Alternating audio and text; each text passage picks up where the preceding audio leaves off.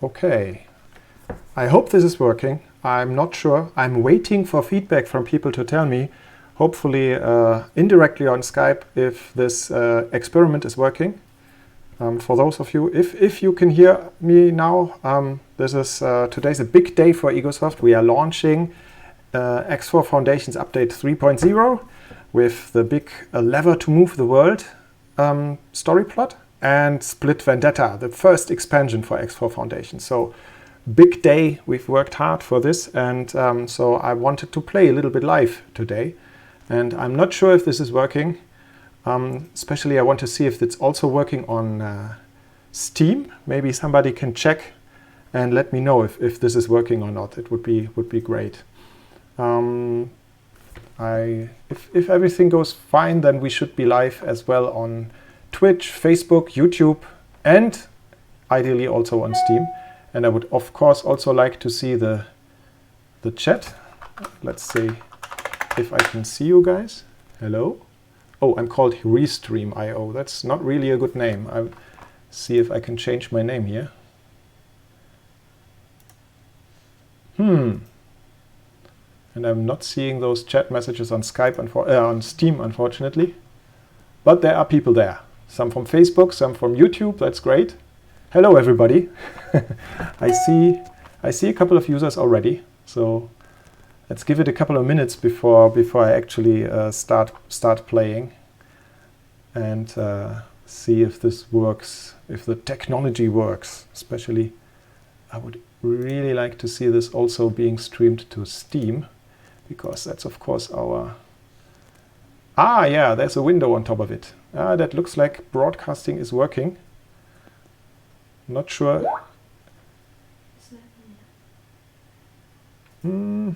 Something is happening on Steam, but not really much yet. It's just loading. Watch the developer play. Yeah, that's what you can see, ideally, the developer playing. But currently I just see a Steam icon. Let's see if I can do something against that.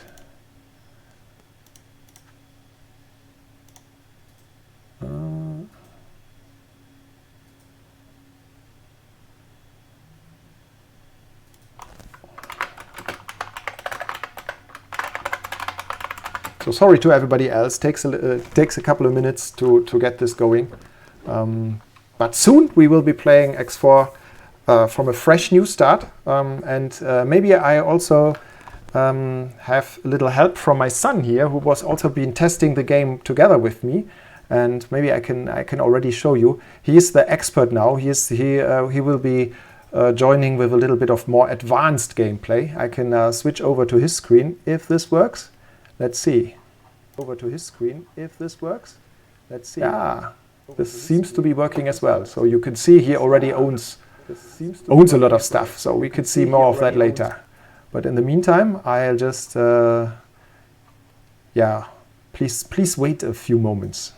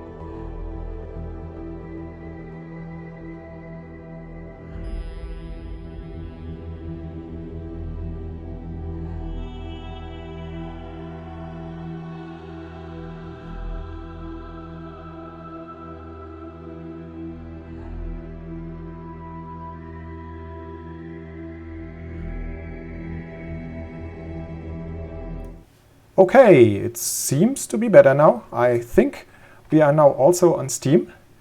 Hello everybody again. Big day for us. I was quickly online before already to mention that. We have a big launch day today with the release of update 3.0 for X4 Foundations and with Split Vendetta, the first expansion for the game. And if everything works fine, then I will be playing a little bit of basically the expansion, but of course this also includes all the features of 3.0. So you will be seeing some of the new content, like this new start menu here already shows split space stations, and in the game we will also be playing the first starting probably with the standard plot, which is part of the normal game. So the features will be mixing. All the new, basically all the gameplay improvements are part of 3.0, the normal update of the game. So everybody can get that. And the Split Vendetta update is all about the new part of the universe, this expansion, and all of the ships of the Split faction. So this means new ships, new Split weapons, and also space stations and modules, of course, for their factories.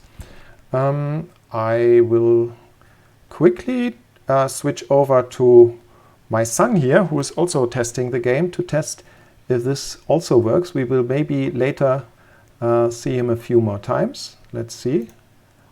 Yeah, he's already a lot more advanced, and just want to see if this works better now. We had some echo before.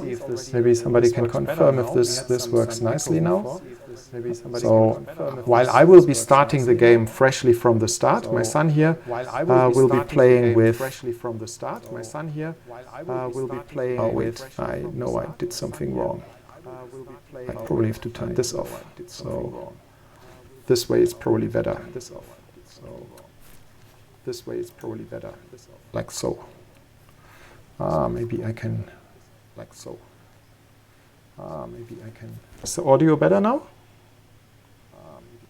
I'm not sure if you can actually hear the audio from Joshua's game, but that's not so important because mostly this should be about.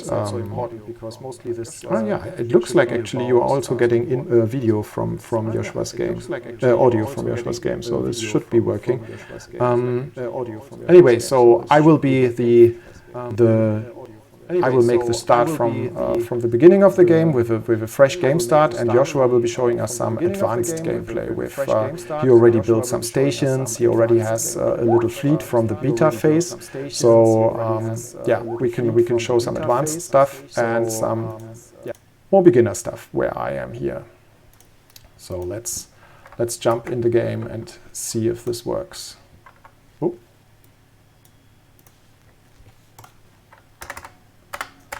Okay, new game. And the first thing you see are the different game starts. Has struck over the last few decades. The Terran conflict, the Xenon, and the jump gates shut down. The Argon Federation has established itself as a key power in this new jump gate network. And even its most distant colony, Black Hole Sun, is a hub of trade and community. Opportunities are aplenty for all. Every day, schools of young pilots set out from the system for the first time, on their way to find adventure among the stars.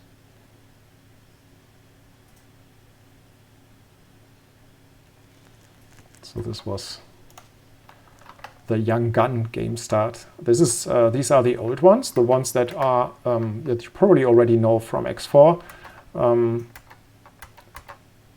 And here's a new one. This one is new for all the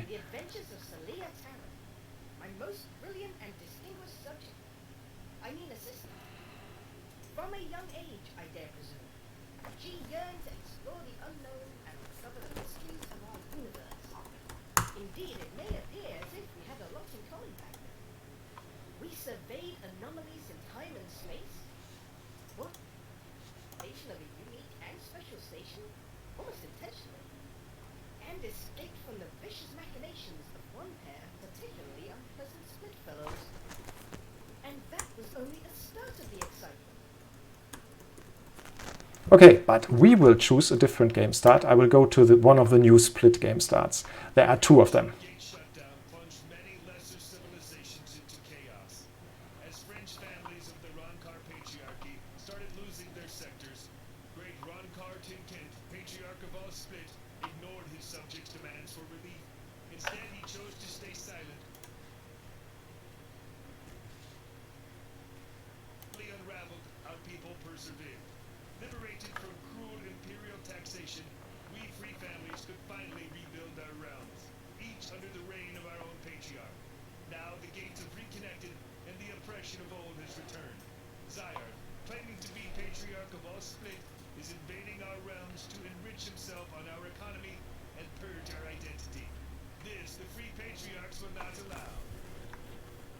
Okay, so the split have 2 game starts, as you can see, Fires of Defeat and Spear of the Patriarch.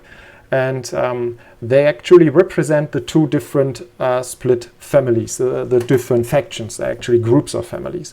And they are enemies of each other. So both of those game starts are a little bit harder than the game starts we had before, or actually most of the game starts we had before, because yeah, you already have a big enemy right from the start, the other split faction, and yeah, and the split in general are a bit troublemakers. They are good. They are a bit aggressive. They always were in the older X games, and so this is true to the history here. So yeah, I will start with the hardest one, Fires of Defeat, because as you will see, this is a bit harder than the rest. Let's go into this. My patriarch, Gantifi, joined the coalition of free families to face the Zayarth Armada. I have the great honor of leading our squadron of fighters under my commander, Yut King, and by Gao, I will make my family proud.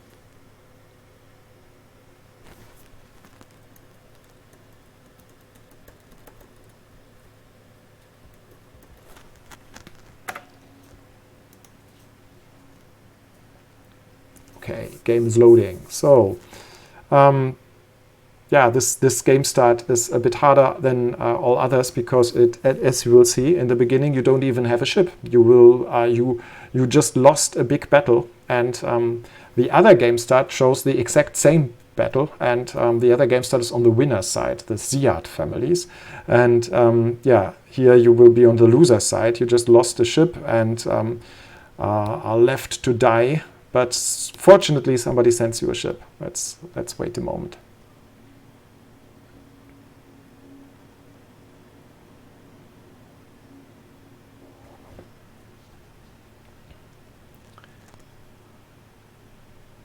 If you guys have questions, you can. I try to answer them because I'm not sure where this or how well this works, but hopefully I can actually see your questions here even from all the platforms together. So just fire some questions at me and I will try to answer.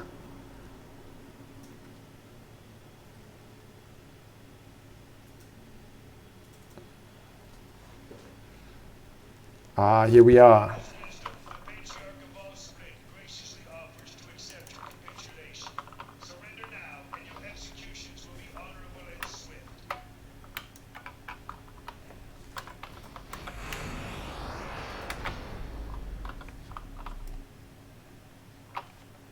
Yeah, here we are in a spacesuit in the middle of a field of wrecks.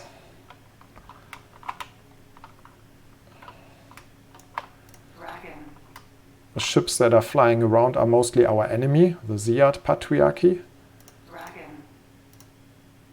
Yeah. I can show a few of them. Rattlesnake is a cool big destroyer, I think. Here they are.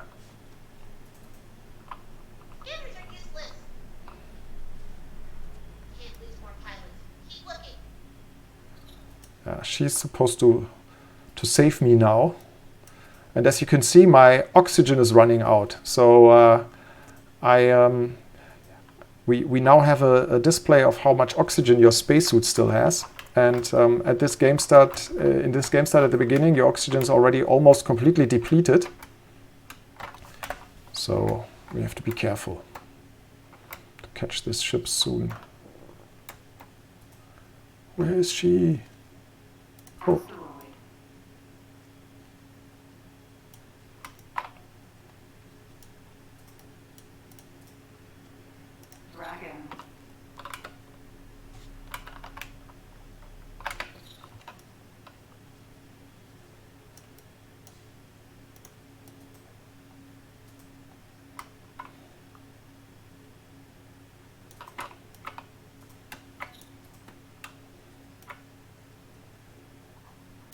There.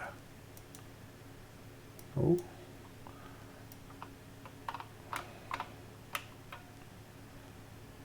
Somebody please save me.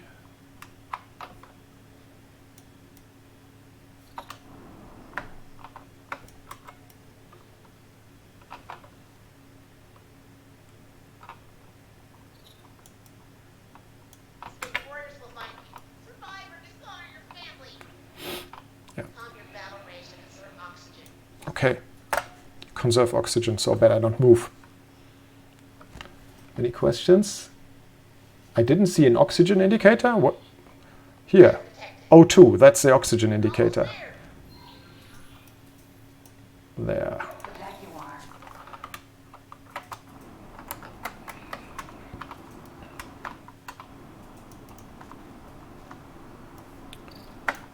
So now I'm flying over with my spacesuit. Here you can see me in external view with F2. I switch over to that and trying to dock to this little dock at the bottom of that ship. The Jaguar is a S ship, so you see you always have the reference. These little docks for spacesuits are roughly human-sized. And I died a little. I took too much time to get into it, so we have to try again. Okay. Maybe in the meantime, let's have a look at what Joshua is doing. Let's see if this works with the audio now. Let's see if this works with the audio now. Let's see if this works with the audio now. Let's see if this works with the audio now.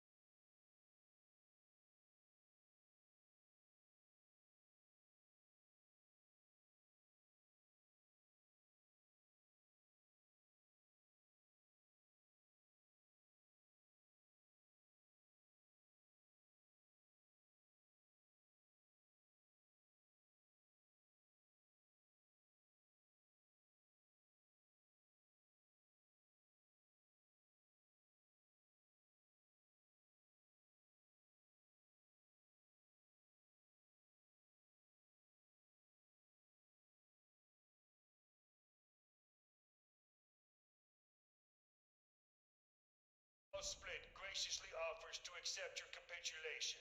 Surrender now, and your executions will be honorable and swift.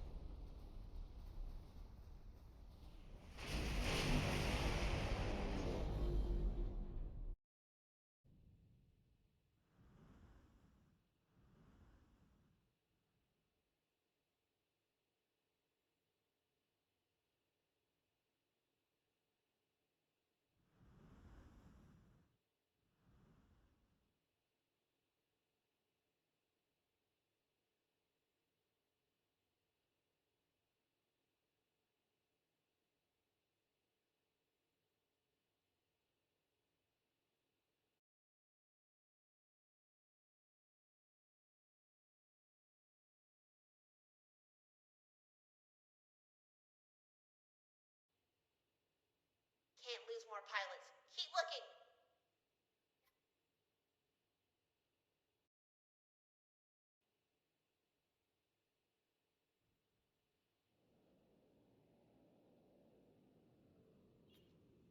Split warriors will find you. Survive or dishonor your family. Calm your battle rage to conserve oxygen.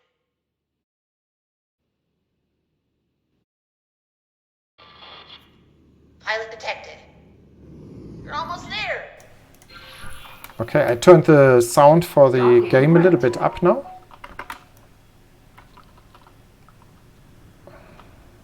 Oh, this time I should hurry a little bit more. Jaguar.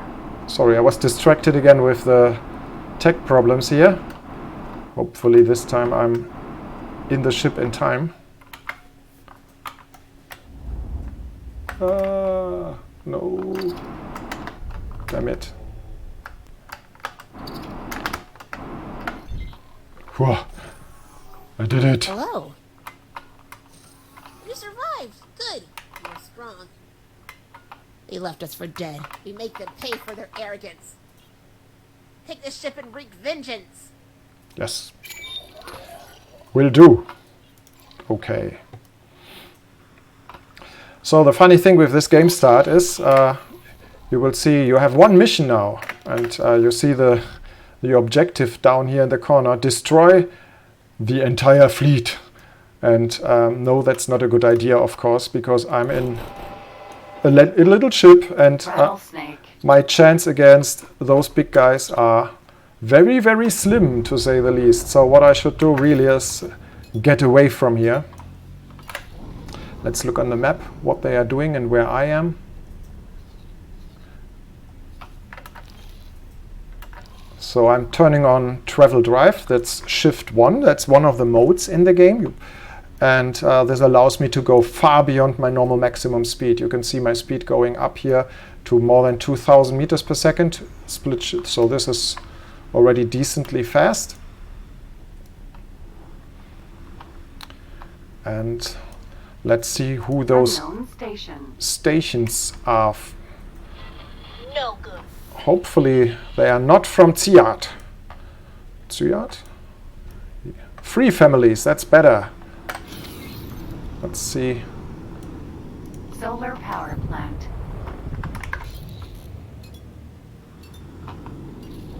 What else is here? Ah, there's a jump gate over there, so that's a good direction. Let's try to get some distance between us and that fleet as fast as possible. So let's have a look.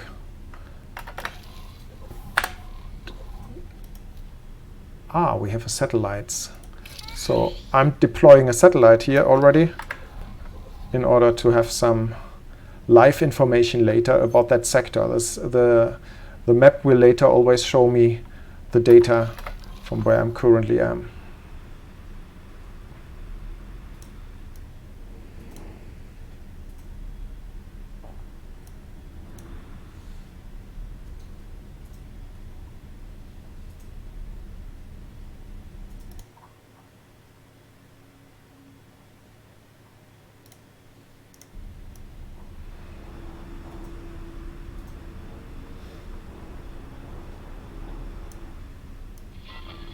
Trouble now.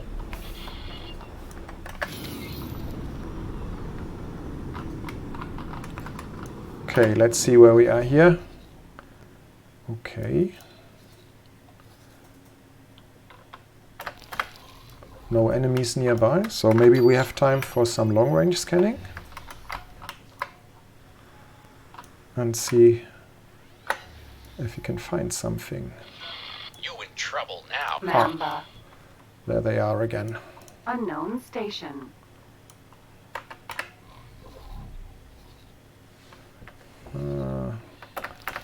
It's still very dangerous. Let's get some more distance.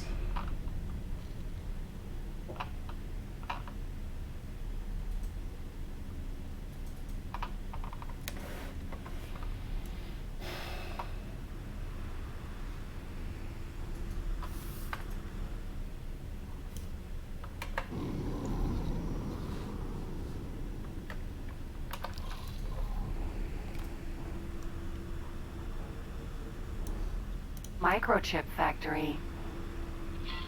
You not stand chance. Split destroy you.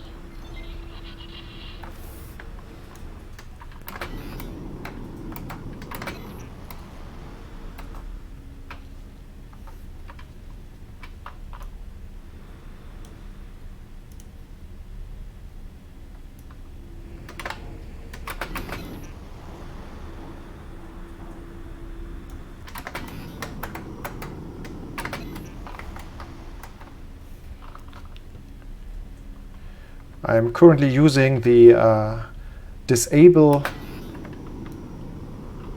flight assistance mode that allows me to turn my ship while I'm still flying at full speed in one direction. So this is a little bit Newtonian flight, but it makes it a little bit hard, as you can see, to aim at objects. So I'm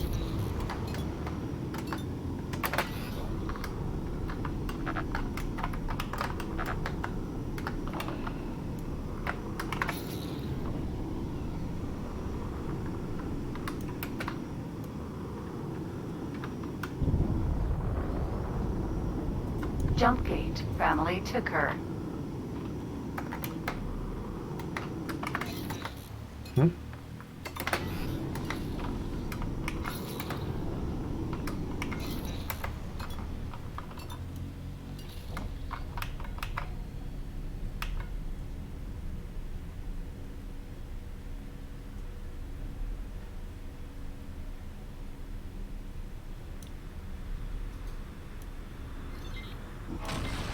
What do you mean with a lever? I see a question here from YouTube. The name of the game, A Lever to Move the World, comes from an Archimedes quote, actually, about diplomacy. So the lever to move the world is actually talking about diplomacy. That's your lever to move the world and change the universe.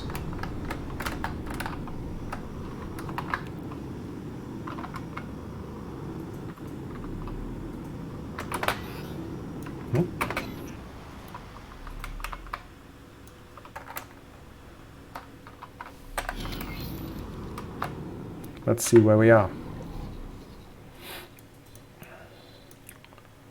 This is still free family territory here, so we are among some friends, but whenever you look around, unfortunately, there's also a lot of Cyard ships, so I have to be careful not to waste too much time here.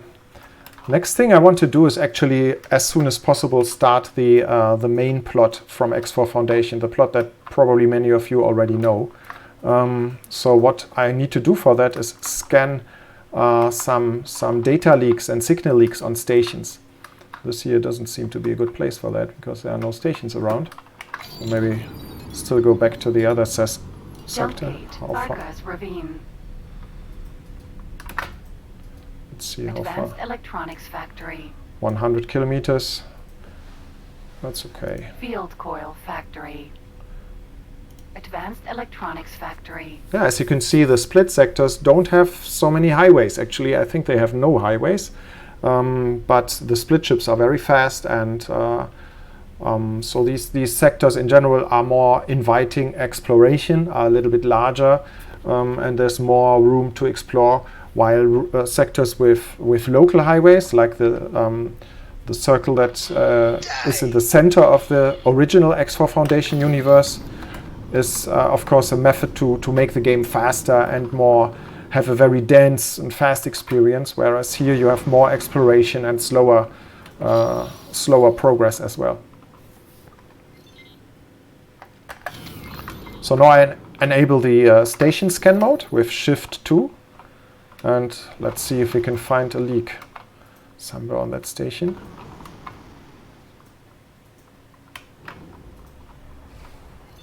Ah, we are lucky.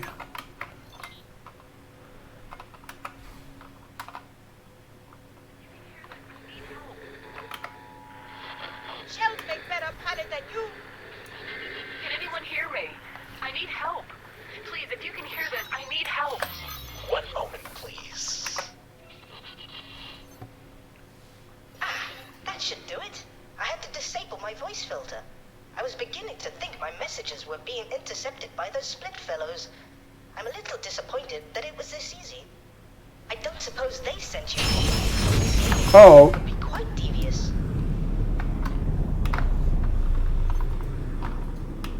I better...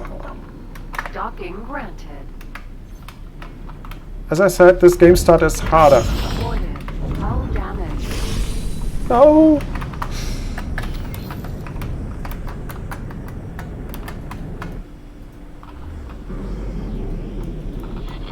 You done for.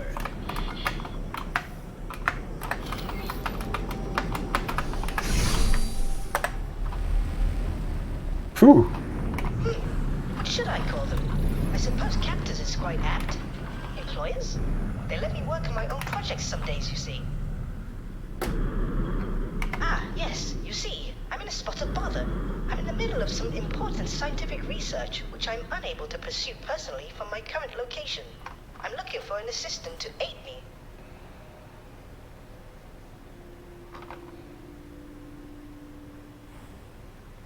I'll send the task to your ship computer. This is rather exciting. Yeah, I was a little bit faster. I already docked at the station. Wonderful. So I have managed to place the device on a nearby docking area. You should be getting the coordinates now. thanks to our friend from the Zayat family, who is probably hunting me down, this guy here, I took cover on the station. And now I'm looking for a device that our Boron friend has hit somewhere. Let's see where. Hello.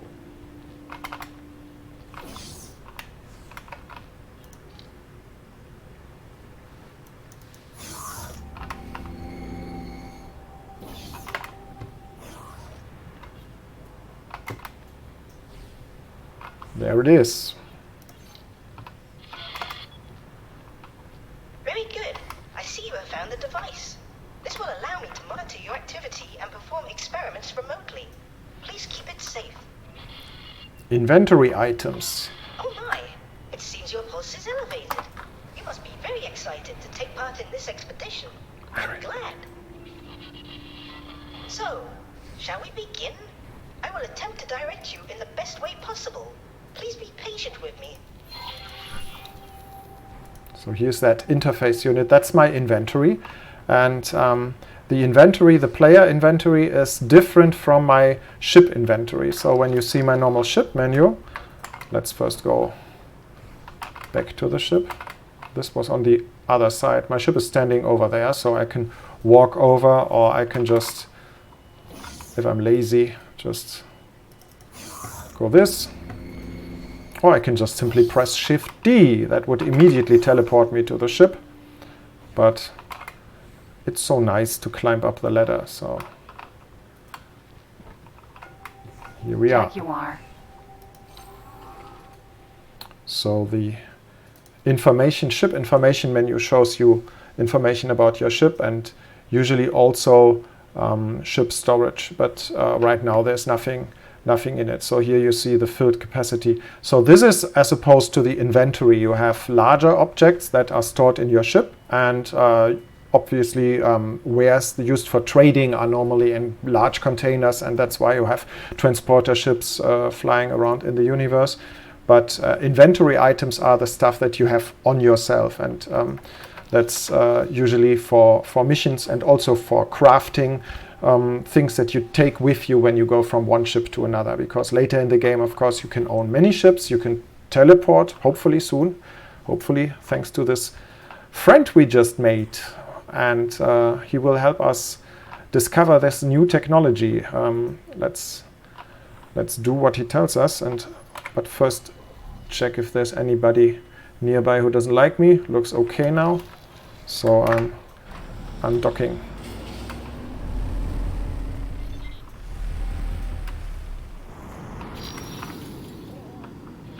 I don't expect you've spoken with too many Boron before. Allow me to introduce myself. My name is Bozo Tar, and it is a pleasure. I do wish it were in person, but my current situation is quite precarious. You must be quite curious on what a lonely old Boron is trying to achieve. There are still so many mysteries and unanswered questions. Are spaceflies sentient? Where are the lost Boron systems? Is faster than light telepathy possible? It is our task to push the physics of this universe to the breaking point and see if it answers any of those questions. My current employers only seem happy when my research results in novel weapon modification. You appear to be getting close to where I detected an anomaly. Could you please try using the long-range scanner to search for an anomaly in this facility?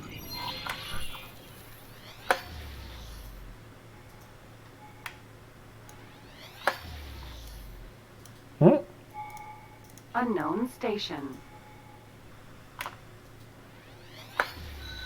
There's something. Aha! There it is. If reports are to be believed, these anomalies are tears which may lead to other areas of space, much like the jump gates. I suggest you mark the location of the anomaly on your map. Oop. So, how adventurous do you feel today? Thanks to my research, I do have a fair idea of where you may end up. Of course, the quickest way to confirm my theory is to put it into practice. So I just did what Bozo told me. This is deploying a navigation beacon, which will later allow me to find this anomaly again if I want to use it again. Anomalies are a little bit like jump gates, and but they are unmarked. They are natural. You can find them anywhere in space, and they can bring you to sometimes to random locations and sometimes to marked locations. It's a little bit a game of luck, but it can also help you explore the universe faster. So let's try this one out. Entering system. Grand exchange. Can you hear me? It took a moment to realign the frequency. It is just as I thought. You have made it through the anomaly and emerged in a distant region. Your location is actually of great interest to me. Over the years, I have managed to pull sensor logs from passing ships to help further my work. I highlighted this as a prime location for my research, should I ever get the chance. While the previous anomaly is interesting, my findings point to something else here, which I expect will lead to a groundbreaking discovery. Allow me to guide you to a particular area.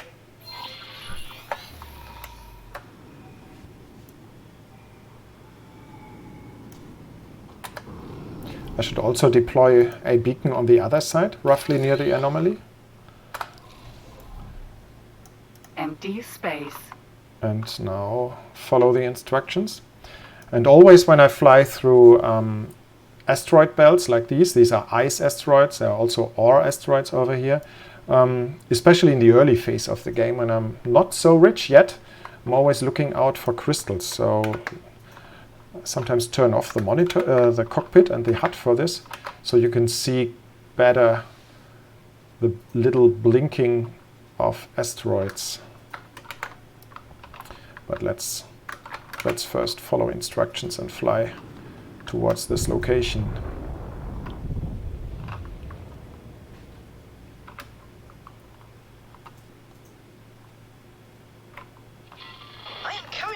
evaluating what equipment we will need to make the most of this location. Space here is wounded, with a scar in its fabric which seems to have healed multiple times. There is no record of any abnormal activity at these sites. To everyone else, this is simply an empty area of space.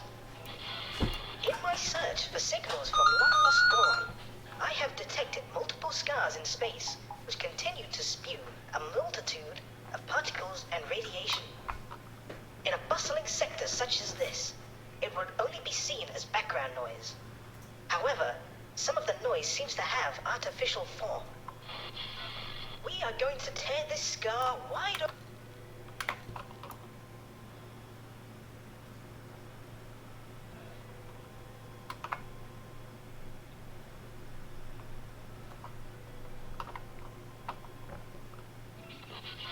Before we get started, allow me to reimburse you for your help so far.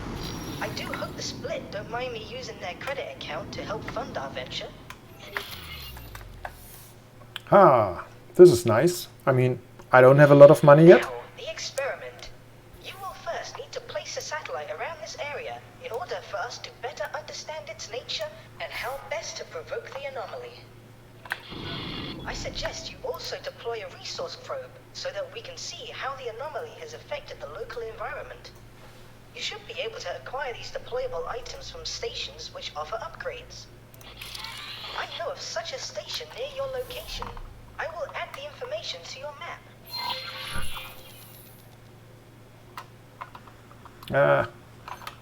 We did this a little bit too early, I guess. Satellite. The placement must be precise. Yes, yes. I'm sorry, bozo. So I deactivate it again, pick it up.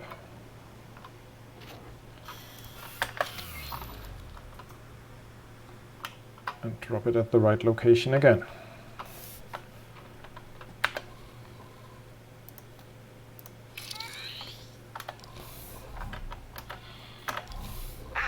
Good work. I'm receiving a much clearer signal from the tear. Almost immediately, I can see that there are far more gravimetric shears here compared to any other anomaly ever documented. That indicates mass. But of what? This shows some similarities with a jump gate event horizon. But there is something else. Could it be a temporal distortion? Perhaps dimensional? Very interesting. Would you please deploy a resource probe in this specified area? I'm curious of this environment. Okay, now I have to get a resource probe, and I think this ship doesn't have one from the beginning, so I have to first find an equipment dock. And as Bozo already said, he already marked a few nearby. This is a wharf even. Oh, maybe there's a... I'm not sure if this is such a good idea to fly to this one, but probably I could also go through the anomaly again and back to my homeland, but I think it's easier. It's probably also more safe if I go to these. So I will try to start guidance to there.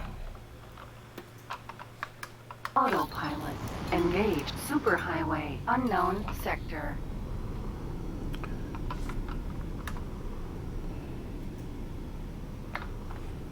Yeah, some people were complaining about my setup here didn't show the mode that I'm playing in. I think I've changed that setting before. There's a lot of game settings, and maybe we can go through them a little bit here. Auto roll means your ship would normally try to roll back to the ecliptic, and I turn that off normally. This is also very crucial if you play with joystick yeah. It's usually useful to have this turned on when you play with gamepad, especially. With mouse and keyboard, it's okay. It's a little bit whatever you prefer, but with joystick you want to have this off most of the time. Collision avoidance, this is just an assistance function basically. Most interesting here is the maintain speed in menus. That's also not default. I think this is turned off by default, and that means whenever you open a menu, the ship will basically stop automatically. And I've turned that on because, yeah, I'm a risk taker. No, it's sometimes, of course, very convenient, especially when you are flying in a longer distance and in travel drive. Then you can look in the meantime on the map. But it's a little bit dangerous. You always have to be careful not to collide with things. Spoken target names is, I think, also on by default. That's Betty, our shipboard computer, telling you what you have targeted, what objects there are. Subtitles should be always on. I think that's useful. Mouse look is for looking around in the cockpit, also in external view. That's quite useful, but would be where is it? UI scale. Oh, UI scale is interesting, probably, especially when you have unusual resolutions. I have everything on, this is on default at least, 1.0. Maybe, I'm not sure if you guys can read my user interface well, but maybe for an experiment I make it a little bit larger now, so you can see the effect this has. This is especially useful when you play in unusual setups, like sometimes I play the game also on our television, and then you usually want to have larger fonts, and all the user interface can scale with this. So, and especially things, also icons, the map, the whole HUD in your cockpit would also get larger. Yeah, I think that's pretty obvious now. Yeah, and that's the function that I turned off, and which probably confused a few people before when I was using flight assist off mode. If you have this is on by default, and that means that you can see messages on screen when you have your flight assistance. This message here, or this message when I'm right now. I'm still in autopilot. Disengaged. Also, this message when you change your steering. The default, if you turn this off again, in mouse control would be that I steer my ship when I hold down the left mouse button. So I'm dragging basically the mouse to the ship to the side, the nose of the ship to the side. And with shift space, I don't have to hold the mouse button. The ship would automatically follow my mouse cursor. And with control space, I turn flight assistance off. This doesn't look different at first. The ship behaves the same when you are standing still. But as soon as you accelerate, you can see that, especially when you go into external view, when you turn your ship around, you still can fly backwards. As you can see with the stardust, my ship is still drifting backwards. Okay, now let's Autopilot engaged. accelerate and fly towards the wharf.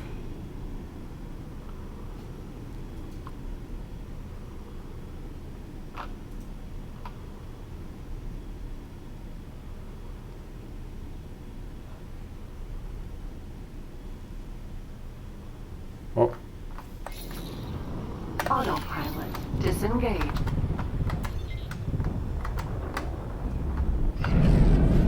This is a superhighway, as we call them. That's a way to get around systems. So this is a human-built construction. These are built by the people in our universe, as opposed to the jump gates, which are built by an ancient civilization and are not under the control of the people in our universe. Superhighways basically are a level below gates, and that's also why you can see a system is the large hexagon here, and the sector is the small hexagon inside. And that means it's still the same solar system. We still have the same sun, the same background, but we are maybe near a different moon or somewhere else inside the same solar system. Again, sometimes turn off the cockpit to see better if there is a crystal nearby. Unfortunately, I'm not good at spotting them.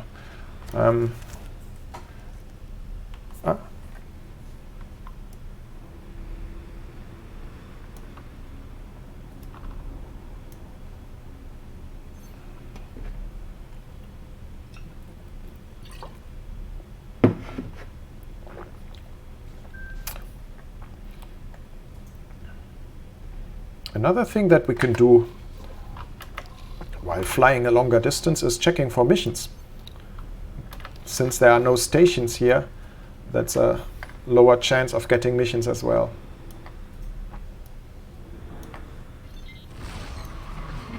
Entering.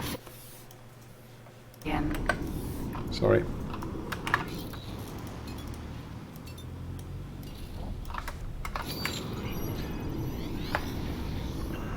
In those situations, I always use the long-range scanner to look out for lockboxes. There's always a chance. Ah, there's something. I think we found something here. There was a question mark on the radar for a short moment, so there's something there. So let's have a look at that first.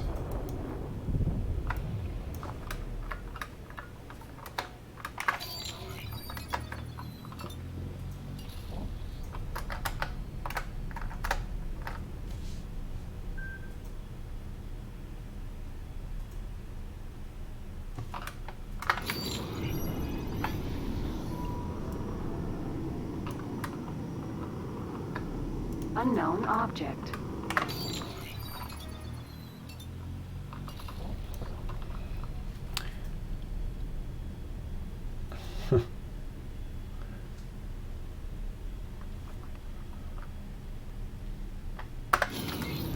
Okay, here we are.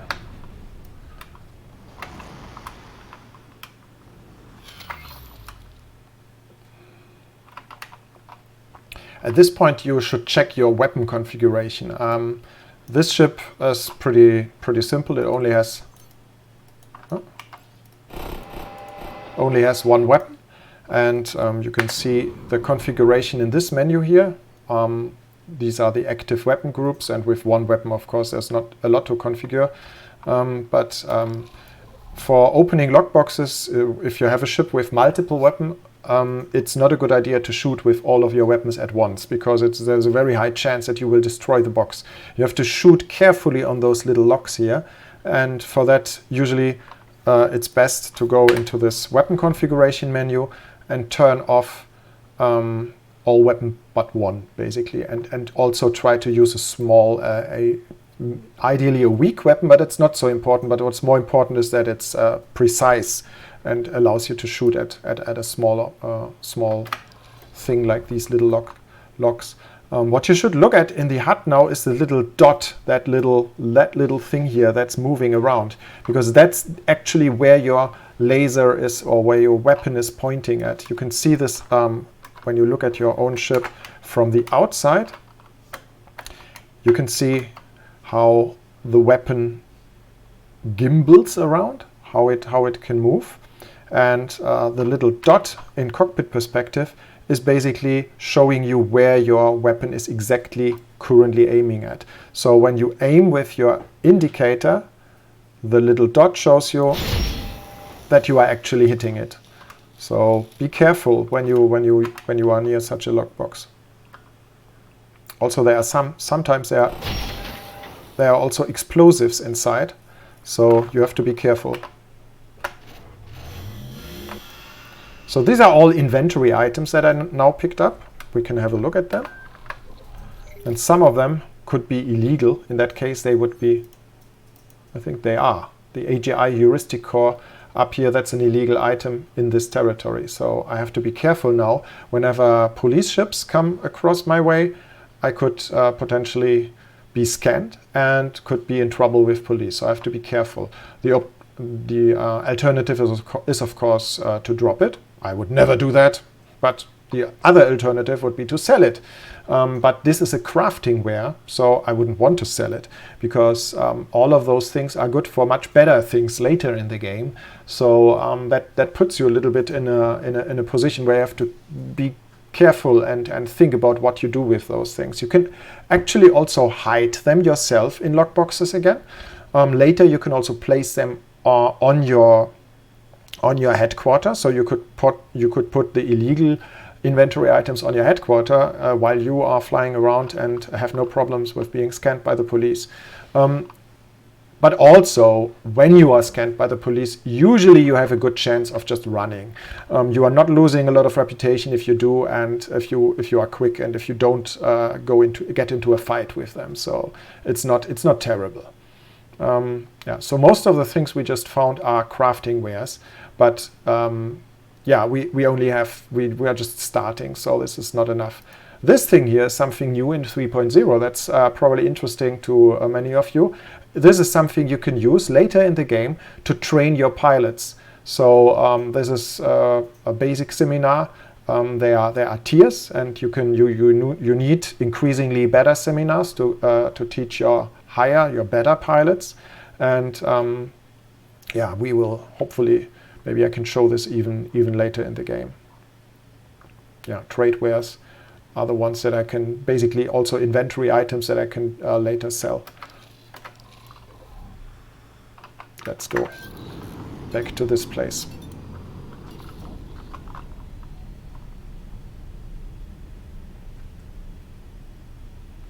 Yeah, somebody's asking, is it worth using the seminars? Yes, they are very valuable later, especially the ones for higher tiers. Basic is, of course, the most simple version.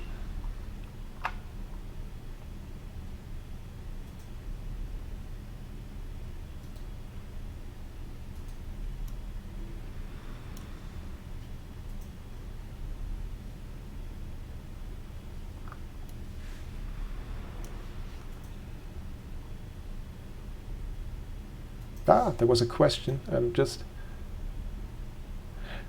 was somebody asking how to find the black marketeer. Yeah, the same way I found Bozo Tar with scanning signal leaks. We can actually try that soon, because Vanguard. Damn it! Whew. Okay, I was a little bit too fast. And that reminds me, I should make a save game. Fortunately, it only cost me shield energy and know-how, but yeah. You are near a wharf or equipment dock. Consider playing the upgrade tutorial from the help menu. Yeah, and also consider deploying a satellite. Yeah, that's the second game tip that's coming up now. That's actually very useful. I'm not going to play the in-game tutorials. We still have them. This is, of course, the big new feature with 3.0 in that regard are the other tutorials, the ones that you start outside the game as external demos. But we also still have the help menu up here, which has lots of tutorials which are specific to special situations. So there's also a tutorial about upgrading your ship, and it explains things that you need to know when you are in a wharf. Docking granted.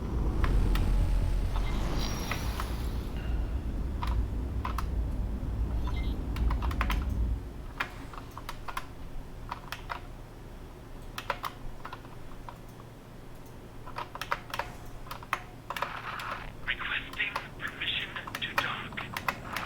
Docking permission granted.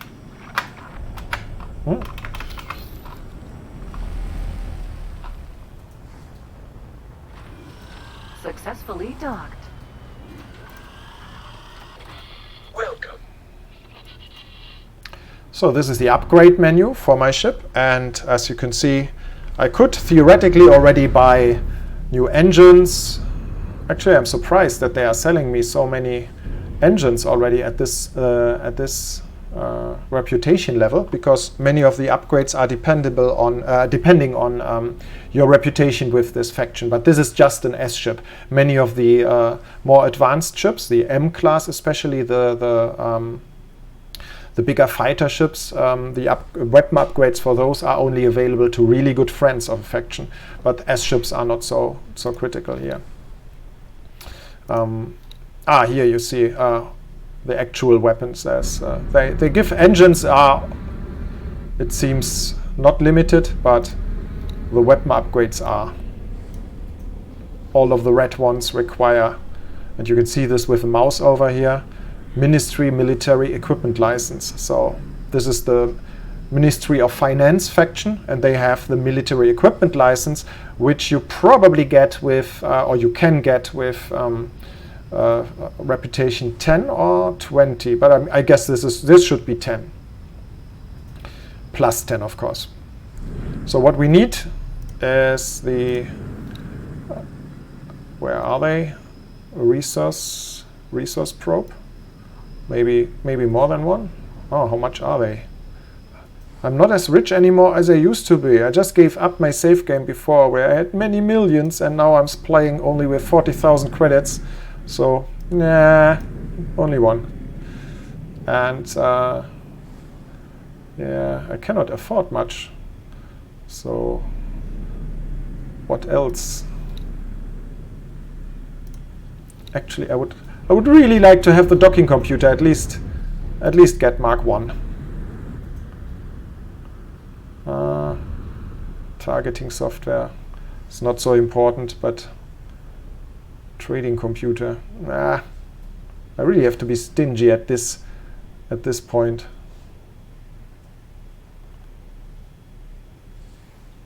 Oh, I should repair my hull though. Oh, that's so expensive. Okay. So now my ship is being upgraded. In the meantime, I could also have a little walk. Let's see if maybe I can hire somebody here. Let's see, are there people over there? There's a friendly Teladi. Hello. Okay, he's not great. He's an up-and-coming manager, it seems, but unfortunately at this point in the game what I need are pilots. He's not a good pilot, but maybe he will be better later, so I still hire him. This is actually a little bit deeper than just buying a ship with pilots, so at this point probably my only option. So I select the ship here and say I want to have him as a marine. Actually,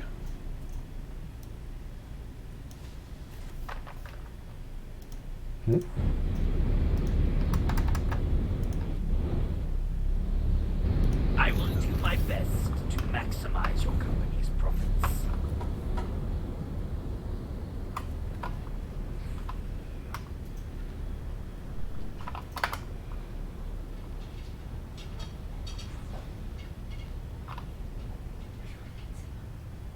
also not much better.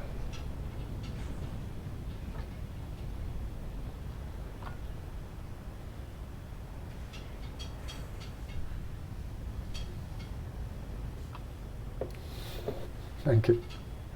Dankeschön.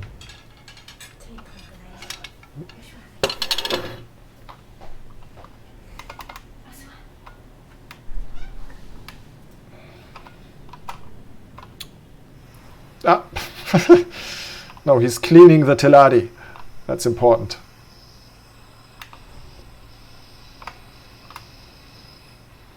Hey, you. He's good. He's a good engineer and manager. How expensive would it be? Ah, he doesn't want to work for us. Goodbye. Goodbye.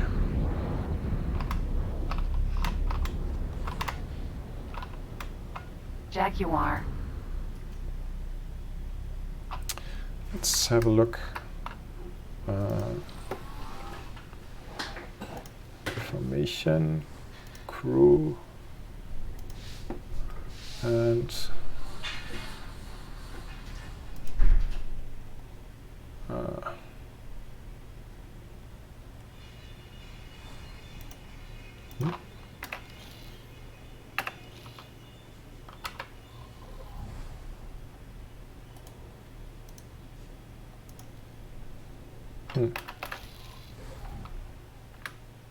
Anyway, let's see if we can find a signaling on the station to get a chance for some more valuable missions. By the way, first have a look at other mission offers. Ah, there's something. And this is a really good one. We should definitely accept this mission. And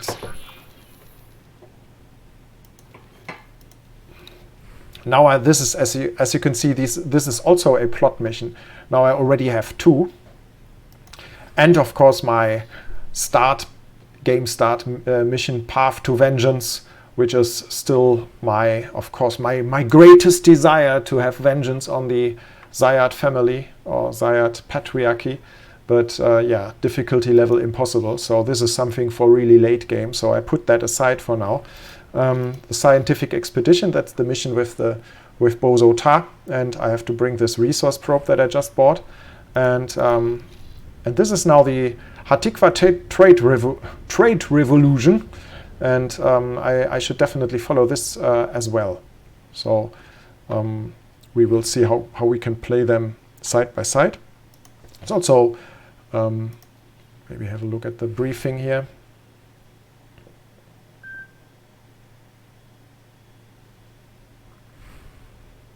Okay.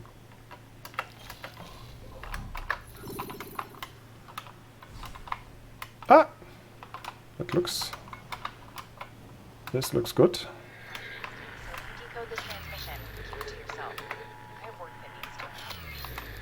I'm taking a big risk by broadcasting, so if you decode this transmission, keep it to yourself. Are you interested in a job?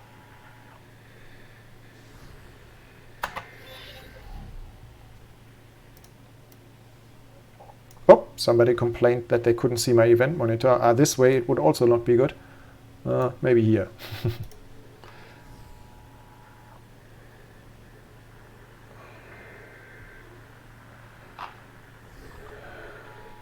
Sabotage station turrets. Okay. I knew I could count on you. I will Mission interrupted. New mission activated. This signal is new, by the way. We made that in order for players to be aware of the fact that they just turned off a plot mission and turned on one of the other missions down here. This is in order to make this really, really clear. If you plan to follow the plot, you could maybe forget that when you accidentally accept a generic mission in one of those here, that suddenly the plot is turned off. So you have to get used to this management of missions. But playing multiple missions at once is of course very profitable. Allows you to make money faster. Yeah, I'm a little bit worried. I think this one is probably too hard for me at this point. Although 461,000 credits sounds, that would be great. I'm tempted. I don't know. Should I try it? Sabotaging station turrets probably requires something I don't have yet anyway. I'm going back. First, let's first go back to the original plan and deploy the resource probe.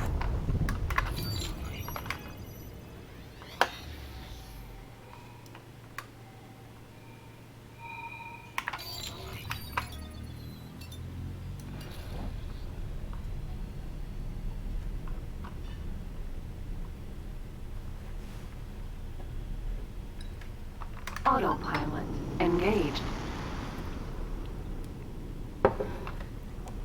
Did I say buy people? Oh, I'm sorry. I meant hire. It says hire, right?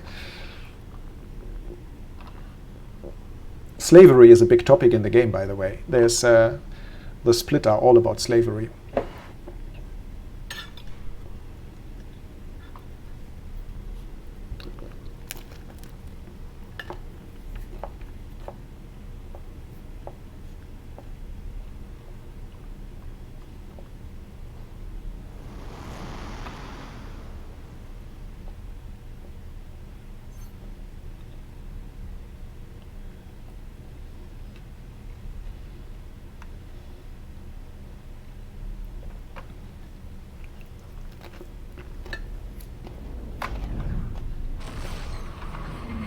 Entering system. Grand exchange.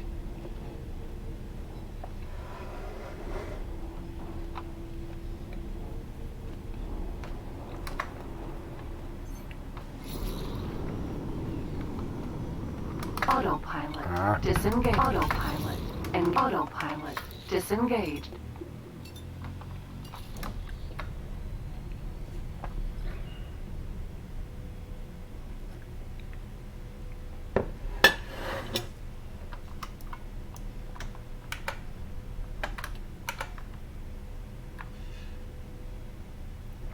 Looking for crystals again.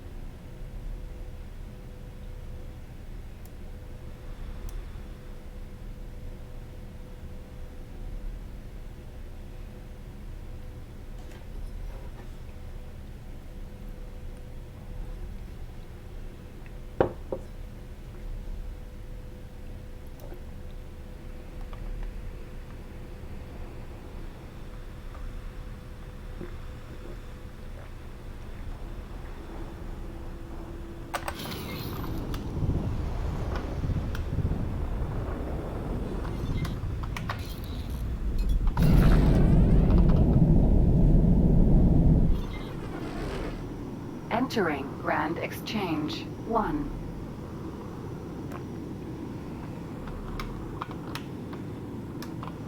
Autopilot engaged. Somebody on Twitch is asking about how long all the mission chains together will take. Is actually asking how long the video sequences will take. Actually, there are no video sequences. There are cutscenes, but all the cutscenes are made in-game, and they really show what's going on. So what we do sometimes is take control of the camera to show you, to put the focus somewhere else, but there's no videos. We are not recording any videos other than advertisement videos, the trailer that we just did. So the question, I guess, is how long does the plot? How long do you play the plot? Autopilot disengage. That's hard to answer.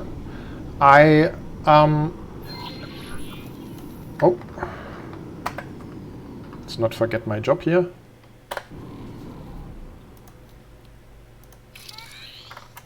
So.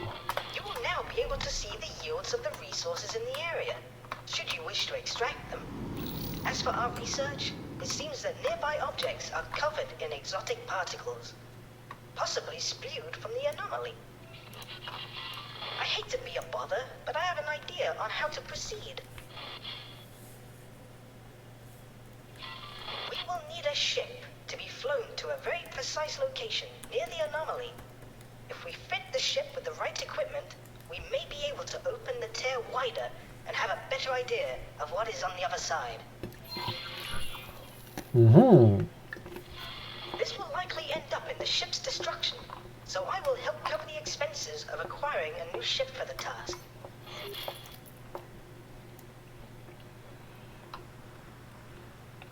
Okay. So next task is to get a ship with 3 antimatter units. 3 antimatter. That's way too expensive for me right now. I couldn't even afford an empty ship, so I will have to make some money.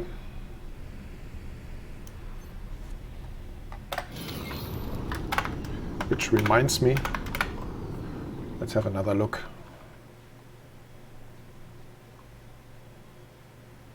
Help me, guys. Does anybody see a blinking crystal here? Sometimes. Nah.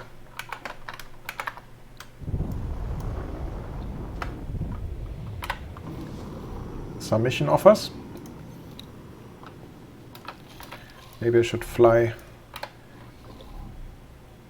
to a nearby station. Let's see what we find here in that sector. Unknown station.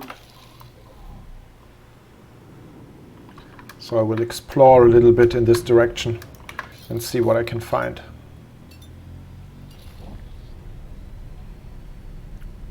My goal is to find a couple of missions. Back to your question. Your question was how long did I play? I can tell you how long I played. I think my latest run for testing was now more than 26, 27 hours, and that I managed to get the main story and the 2 new stories in that, but only up to the what we call the sync point, a point at the end of the story where you start to invest a lot of money into diplomacy. So that alone altogether took me like 20 to 25 hours. But as you can see now, this isn't playing the plot all the time, of course, and I'm very sure you can play it faster if you focus entirely on the plot. I also had to build some stations. I also had to do some other stuff. So you need to get money, and that's what I always do. I always mix different styles and different things, and I think that's and everybody is different in that regard. So it's really hard to say how long only the mission would have taken, but I think it definitely takes. It takes definitely more than 10 hours, even if you try really hard.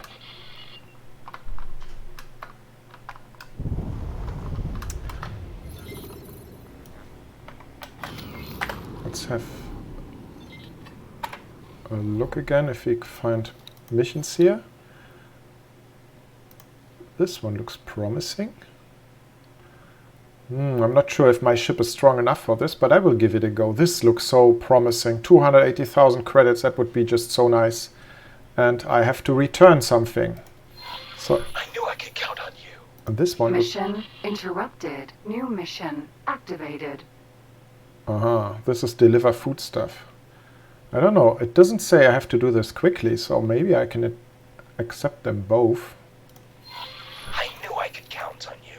But I will set that, no, this one was the other one, and I will set that to active and see if I can get that sweet money here.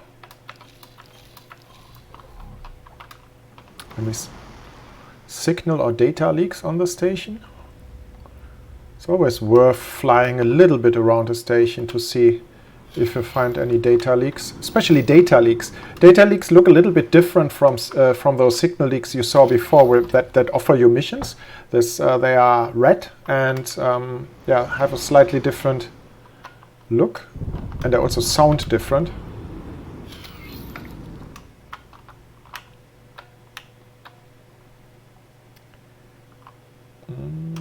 Don't see anything.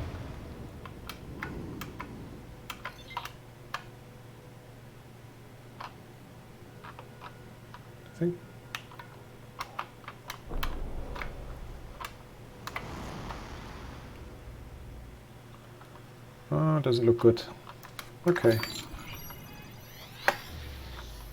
Some scanning.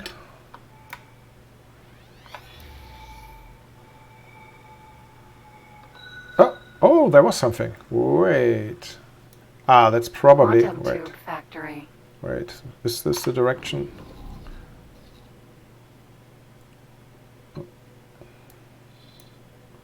No, that's a new location.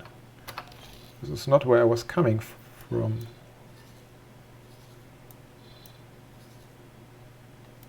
Or is it? There's a good chance that this is just the anomaly that I came through when I entered this sector, so I don't think that's another crate. Unknown object. Let's follow the mission.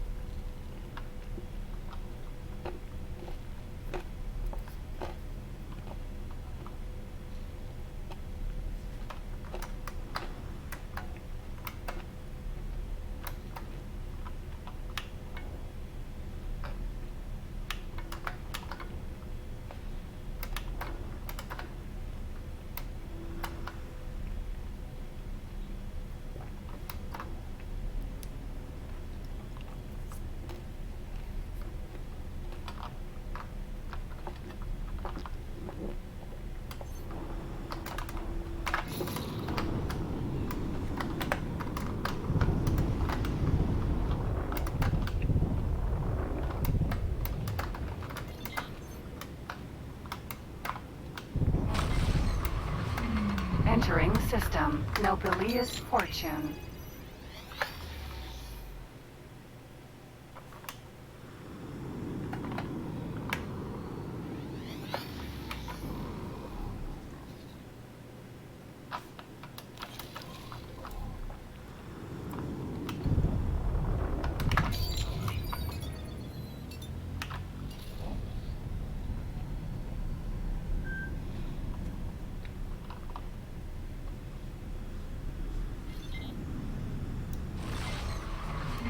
Entering system. IS mists.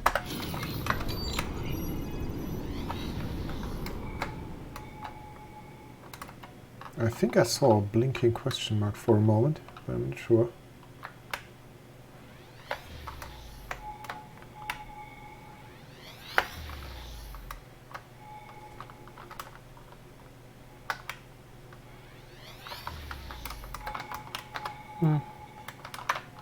Probably not.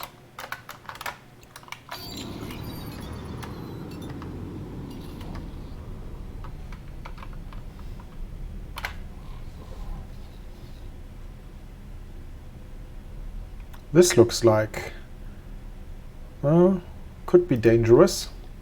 Maybe a mine area, mines. That somebody deployed a couple of mines here. This is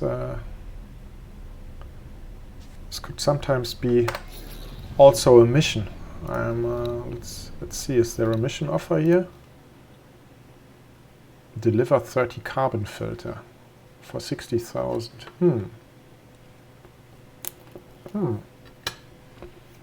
That's easy, but where do I get 30 carbon filter? Not so sure.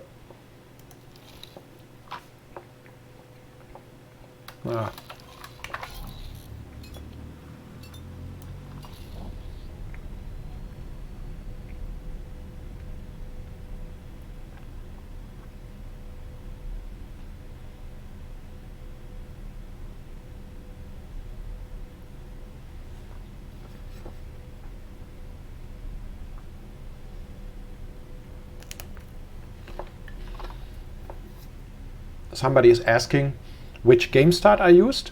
This is the one of the two split game starts, obviously, as you can see, split chip. And this is a harder one, the one where you, in the beginning, don't even have a ship, and you are in your spacesuit and have to be saved by somebody. So I am now friend to, or am I really friend? Let's have a look.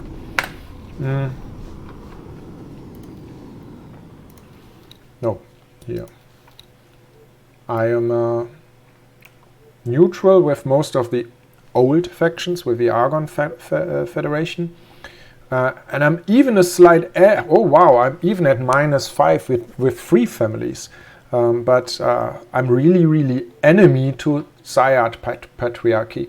So the larger of the two split factions is now my enemy. So yeah, this is makes some missions a little bit harder because you have more enemies, but yeah, it's okay.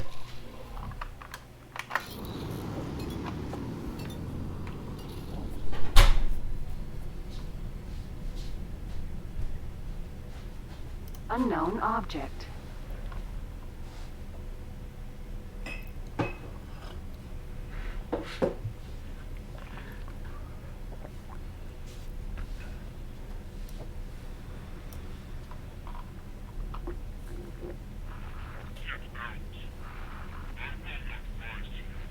The question is, do we really have to start a new game? No, you don't. Everything works just fine. Entering system. Artifexus claim. No. What?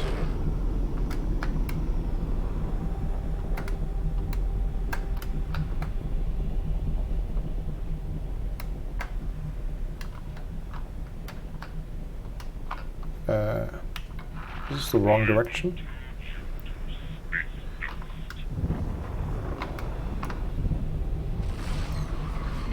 Entering system. IS mists. Oh. I wasn't looking. I have to take the highway in the opposite direction.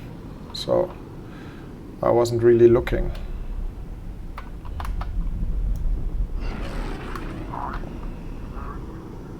What is this? Unknown station.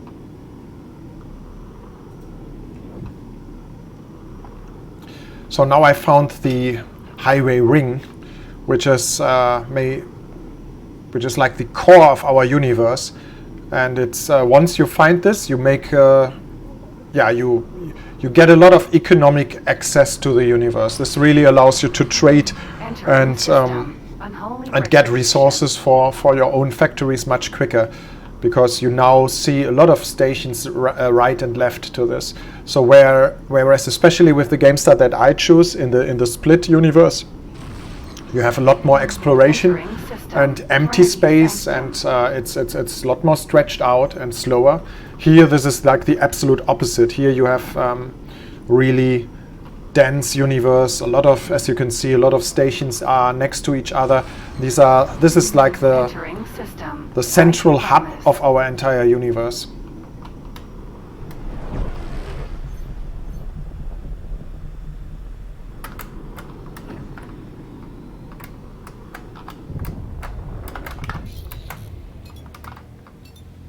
Oh, let's scan again if you can find something here. Doesn't look like it.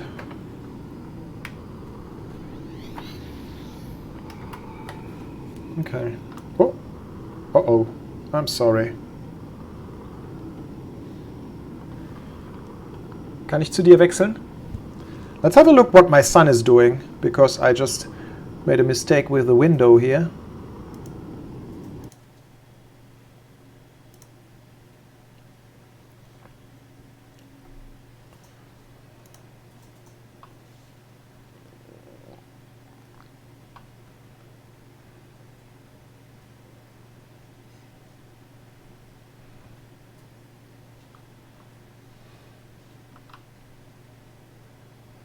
Do you see how much money he has? Yeah, he's playing a little bit longer.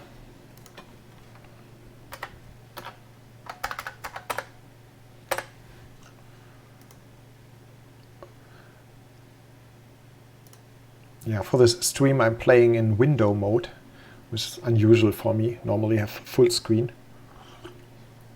And I just accidentally dragged the window border. So Joshua, my son, is playing here on next to me. Doesn't want to talk on the stream, and but he helped me already testing the game. Thanks to this stupid coronavirus, he also has no school at the moment, so he can help even a little bit more than normal. And yeah, he was playing for the last 2 weeks with the beta and trying out a lot more advanced gameplay, actually, because he builds and mines a lot of Nividium mining he was doing. I think he made a lot of money early in the game with Nividium, getting some mining ships. Maybe you can show us a little bit of your riches on the map, what you own, some of your ships, just so people get an overview. So this is how hey, you have a lot of ships and a lot of stations. Cool. Okay. Yeah, okay. It will take me a while until I can catch up again. This is okay, my game is back. Wait. So what are you doing?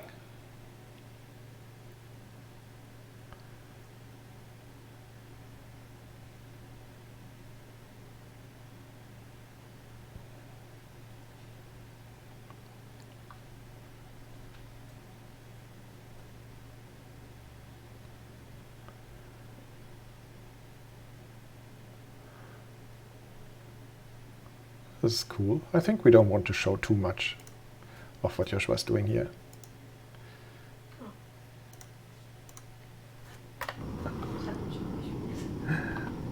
Glaubst du, die Leute wollen das sehen? Maybe it's interesting. I don't know. Okay.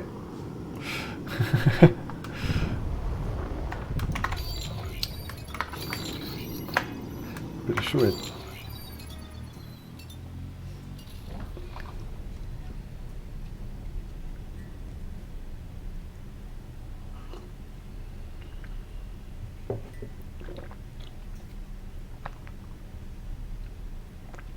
Somebody's mentioning venture missions here already. Yeah, I actually reached the point where I could send ships on ventures today with my beta game start, the one that I was playing for the last 2 hours, 2 weeks. But unfortunately now, since I'm starting all over again, now I don't even have the headquarter anymore, and my venture ship is probably still out there traveling in other universes, player universes. For those of you who don't know that yet, we do have this online feature here, where you can connect your game with our forum, with your forum account. You have to set up an account on our website. You enter your details here, and yeah, you can then allow venture ships to enter your universe. This means other players will be joining your universe, and you will see them traveling around your universe, and you can turn on and off here to also see their names, so you can see which other players are visiting you, and you can send, once you achieve that, you can build a venture dock, and then with that venture dock you can send your ships into other player universes. Unfortunately, I'm not there yet. This requires also the headquarter, which I'm first need this other ship for, and the antimatter cells that I don't have yet. So let's make some money.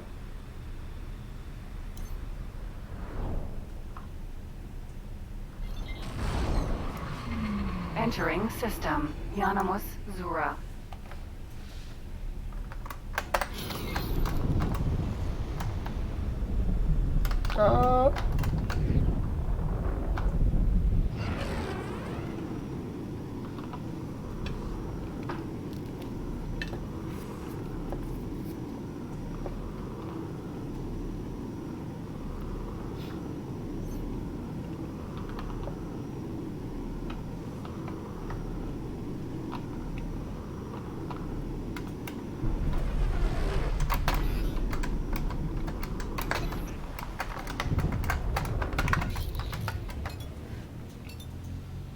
Unknown zone.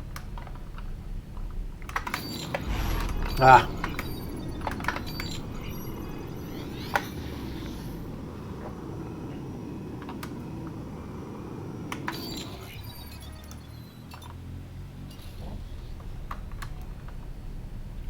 This is the mouse look mode, by the way. You can look around your cockpit. I just want to look at that beautiful Teladi space station over there. Ooh! Wow. This seems to be, even though it's no highway, this seems to be a busy lane here.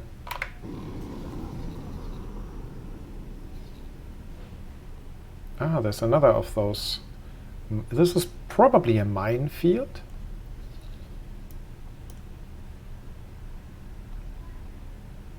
Another unknown station. I don't even have enough money to deploy satellites everywhere.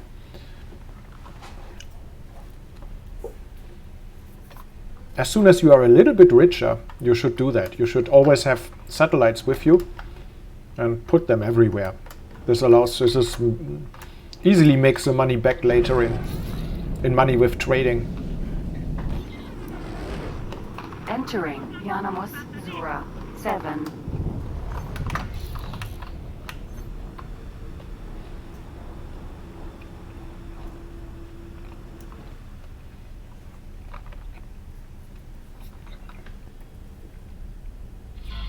Hey, I think I know where we are. I'm pretty sure those star patterns match the ones from the pre-shutdown gate maps. This is the way to the old Federation. This, by the way, is what will happen to you. Oh, I flew a little bit too far already. This is what will happen to you if you play the game with an old game with an old save game. This is how you discover the new area of space. The first time you find a gate that leads to the split Vendetta sectors.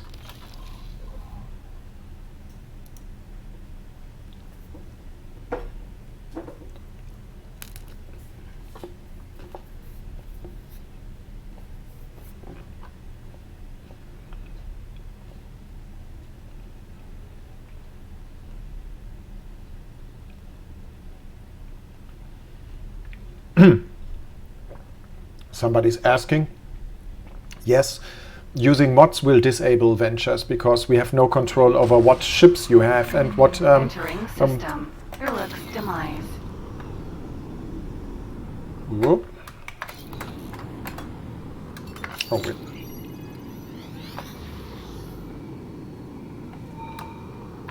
There's another of those minefields. No, that was not a minefield, that was just a station, I think. That's this one.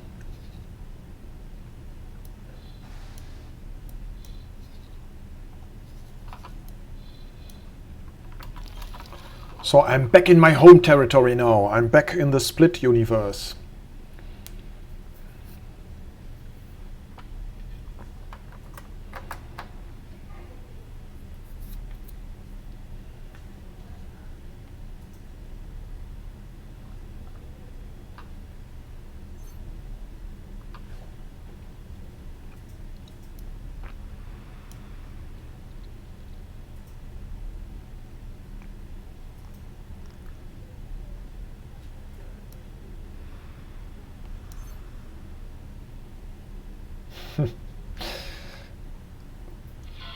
You no match for Split.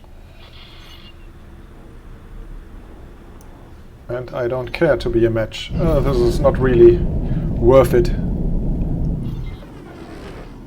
Entering Uruk's demise. 2. First impact.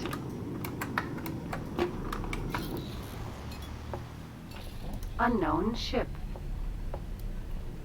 Finally! This is a ship that we should find.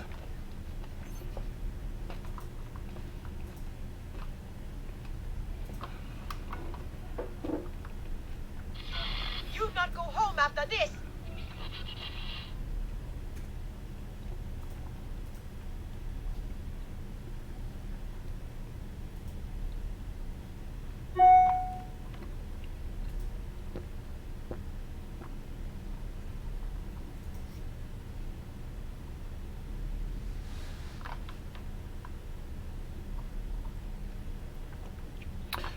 So somebody was asking again about the save game. Yes, you can play with an existing save game, but he's also asking about beta. That's a different issue. Depends on what beta you exactly played. The open beta save games, the normal open beta save games should work, I believe. But there's always, when you join the open beta, there's always the warning, back up your saves. So in the it might be necessary to do that and go back to your backed up save games. Here's our victim. Doesn't seem to... You're wrecking my shield. Not tolerable action. Stop your attack with the wheel. I don't like that. No profits. He just did... Uh-oh. I should have saved before. Forgot to save.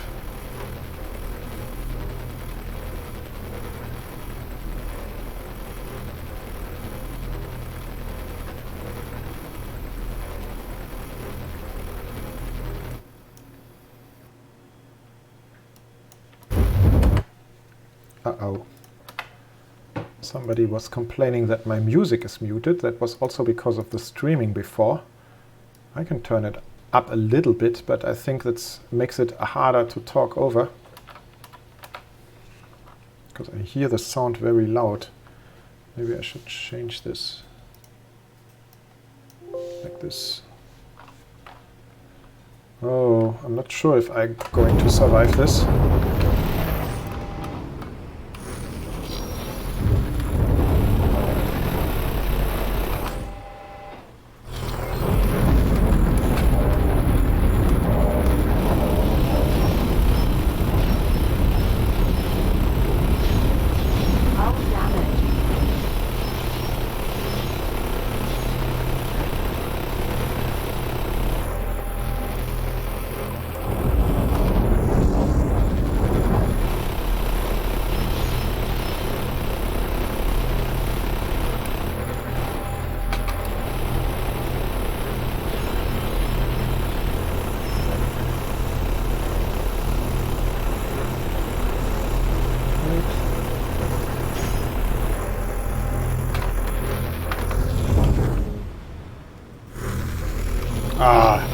This laser tower is so maneuverable.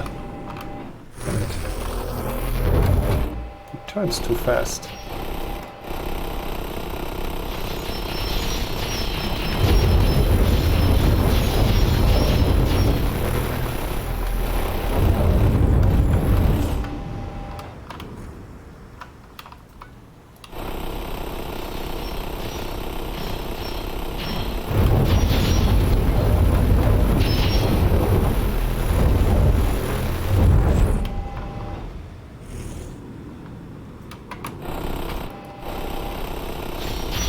Ah, too fast.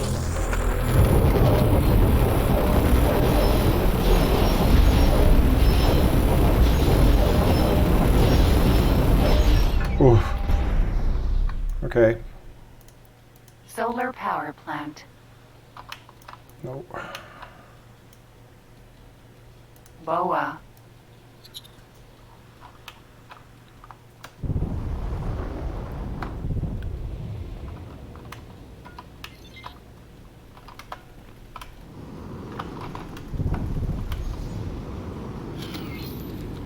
I hope he starts again from this station. I will not... Weapon component factory. I will not be attacking the station, of course. And let's see. He didn't drop anything yet, right? Let's check.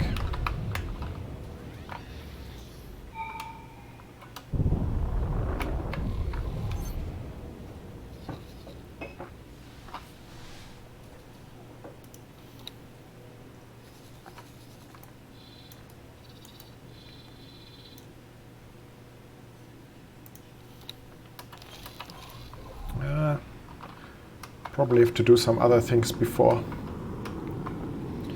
I hope you will get away from there again, but in the meantime... Oh, that's some other missions.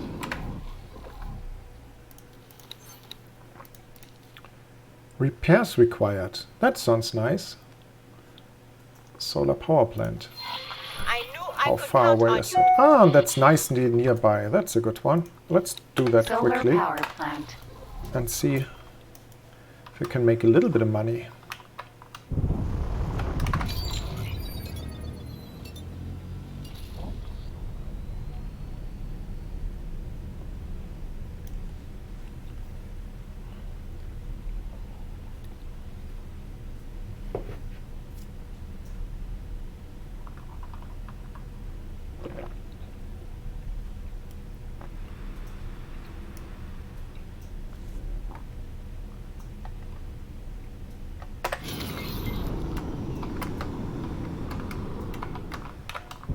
This is a living section, split living section up here.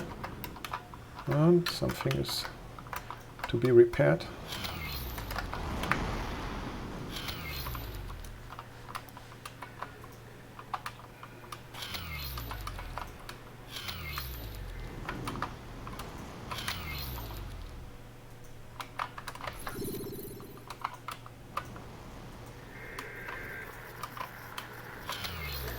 So I have to use my spacesuit for this. Jaguar.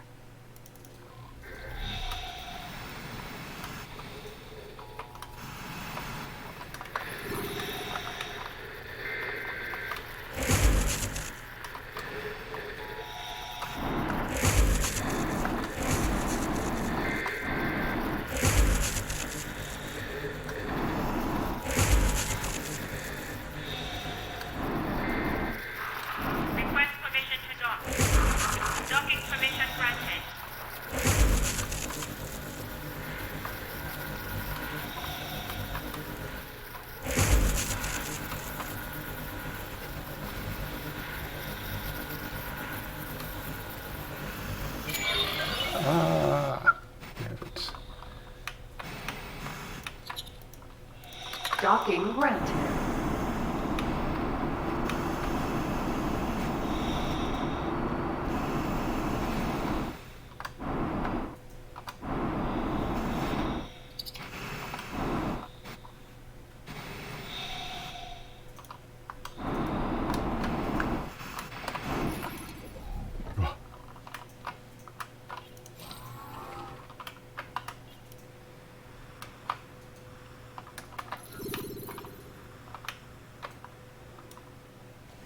How about the other mission?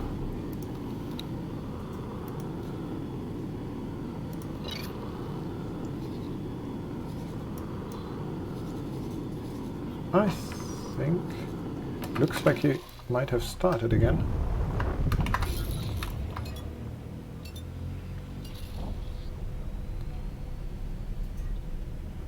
The Fool. Vulture, Vanguard.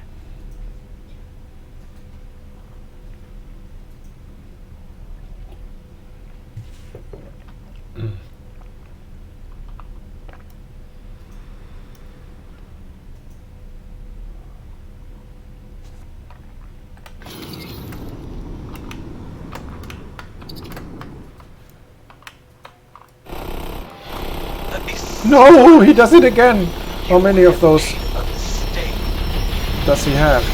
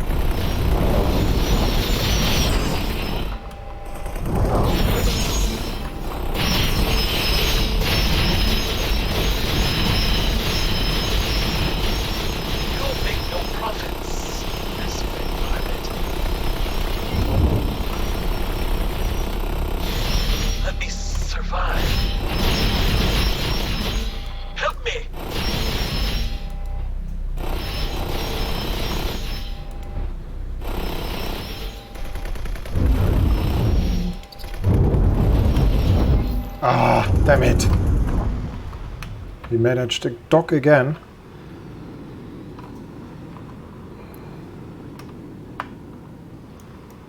No, I'm not flying to that laser tower over there. The chicken is hiding and shooting at me from the dock. Yeah.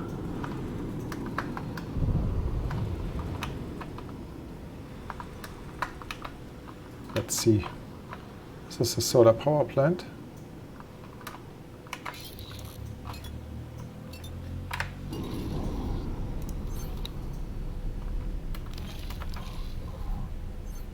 Smart chip factory.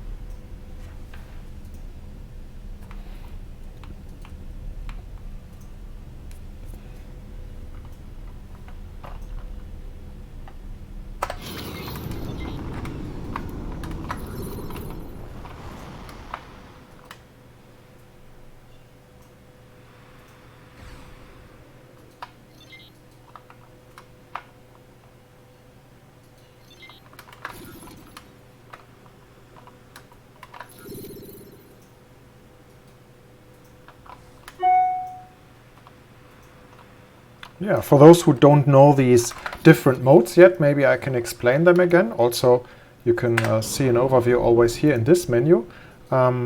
This is just pressing enter, then you get into the main ship menu. This is the central one also up here. This is your overview for all menus.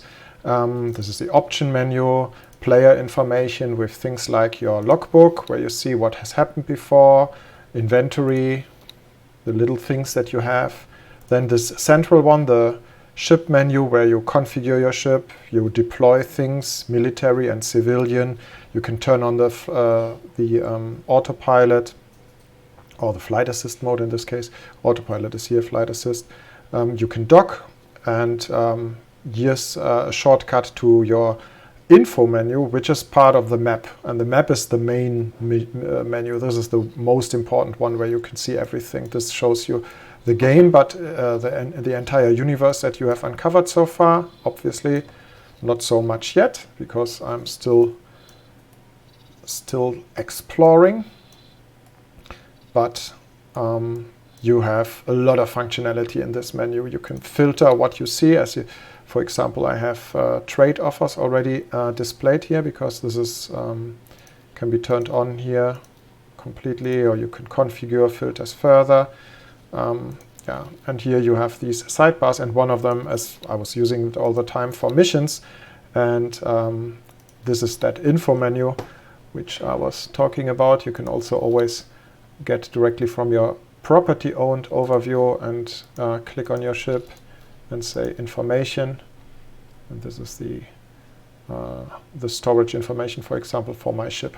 Also, ship overview would give you your loadout, your configuration, where you can see which laser, which shield, which engine do you have currently configured, and what effect does it have on my ship. So yeah, these there are. Let's look again. There are these 3 main modes at the moment. The travel mode that I'm always using when I'm traveling beyond my normal fastest speed. Then the scan mode, which allows me to scan stations. That's the one that always changes color. It's also used for scanning for minerals, for example, when I'm near asteroids, to see if they have ore or silicon in them. Station modules to see what type of modules they are, but also to find signal leaks, data leaks, and so on. And oh, should be careful. What is our friend doing? Is he undocking again? Maybe I should wait a little bit longer, but it looks like he's still standing on the dock. Yeah. So this is also what you can do. Now I'm still in radar range, so maybe I have to fly a little bit further away. So you can see this black circle here is my scanner range. That's the range that this Jaguar can currently see on the map, live information. Whereas the dark trail that you can see on the map, that's the information that I've uncovered before when I was flying along this path. So I know those stations and I can trade with them now as well. I see their trade offers for a while. If I turn on the trade information again, I can also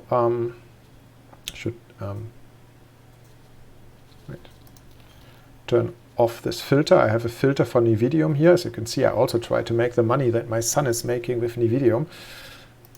But if I turn this off, you can see all the trade offers that these stations here have. If you zoom in and you only see one station, then you have this box only for one station. You can see exactly what each station is buying and selling. So usually they produce one ware. They are factories. This one produces weapon components. This one produces smart chips.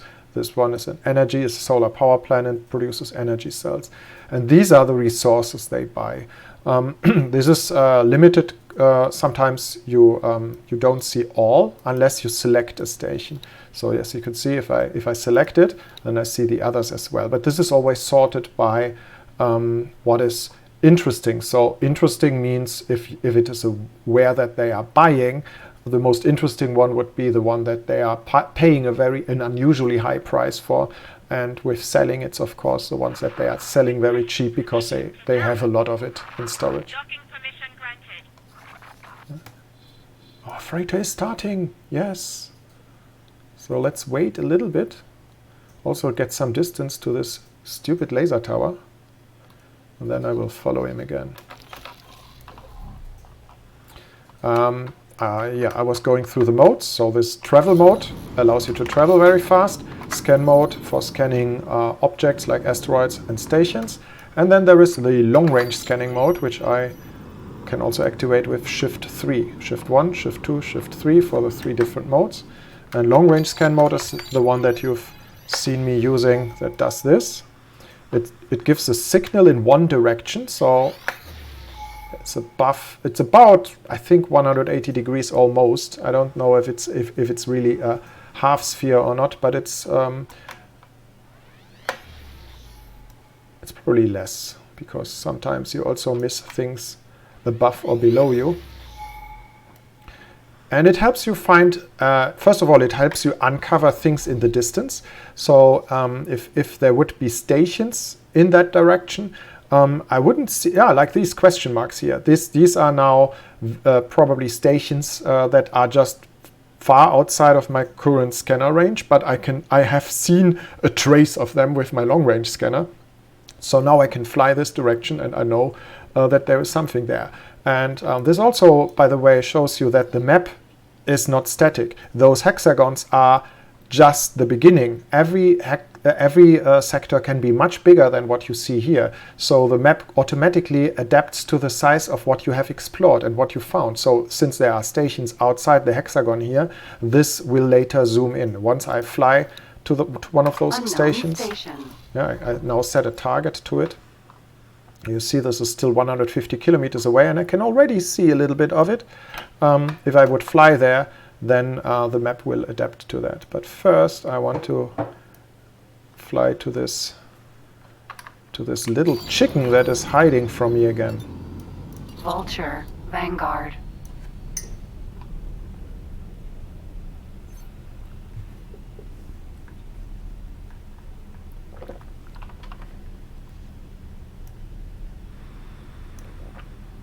Oh, somebody is asking if we couldn't combine the two scan modes. Sure, we could do that. The problem is each mode comes with also some limitations. For example, I have to.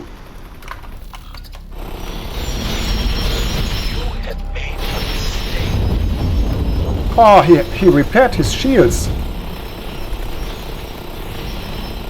Damn it! I was hoping that at least his shields wouldn't be repaired in the meantime. Now he will just land again. I think I give up. This mission is probably not worth it.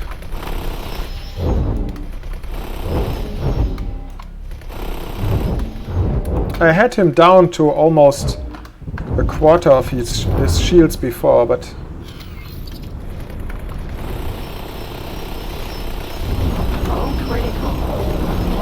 yeah, now he will kill me. No, there.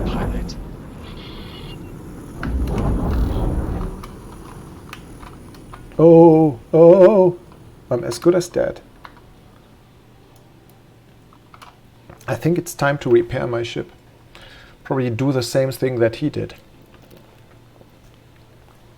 My shields are going up again. I think this is a good opportunity to show you that you can also use the spacesuit to repair your own ship.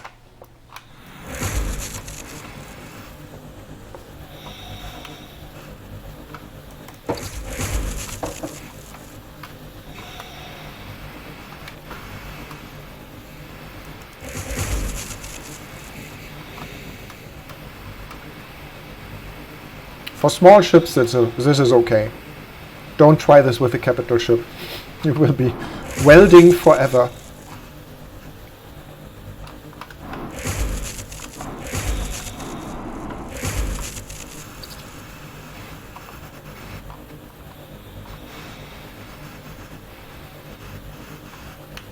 Weld.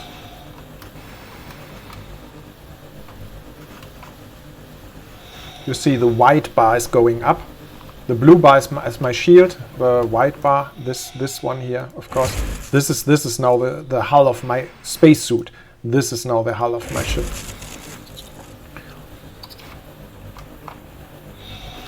As you can see, there are there are also slots, weapon slots in my spacesuit, by the way. And because I'm total beginner, I only have the repair laser here. But later in the game, you also get a proper weapon. I think I'm too far away now.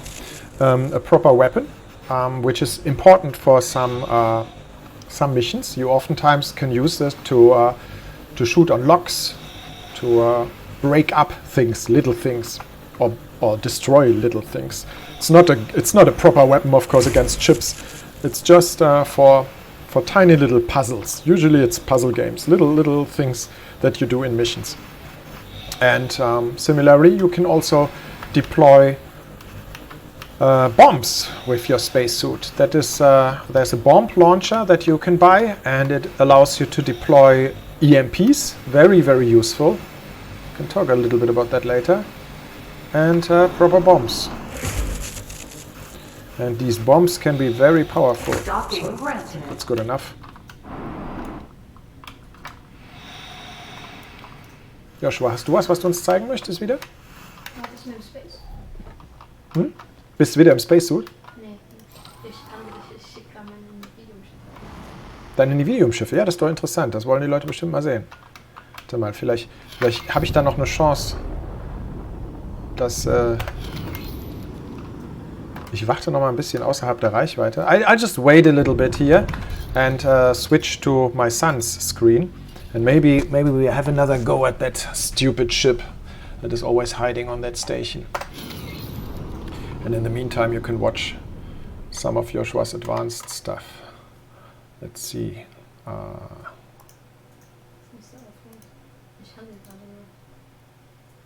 And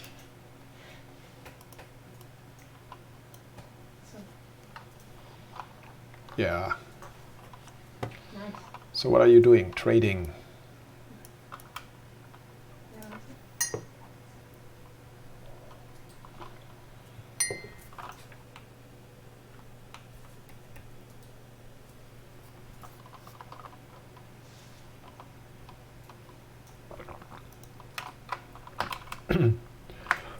Sorry.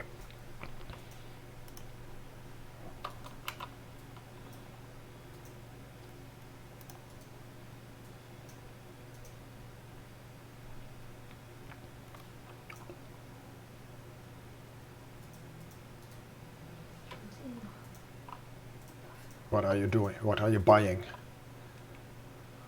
Buffalo. Wow.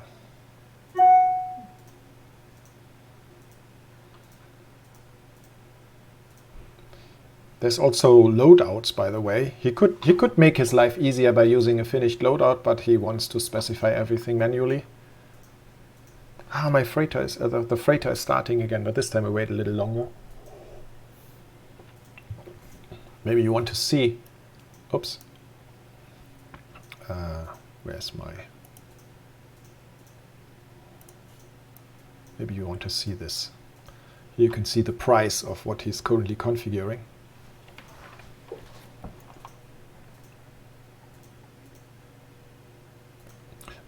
All the red markers here show areas that you have to configure. So the only one that is remaining now is crew, and this means that you need to have crew in order to use this ship. Yeah, but he's going for. Actually, it's if you have enough money, it's usually a good idea to put your ship full of crew.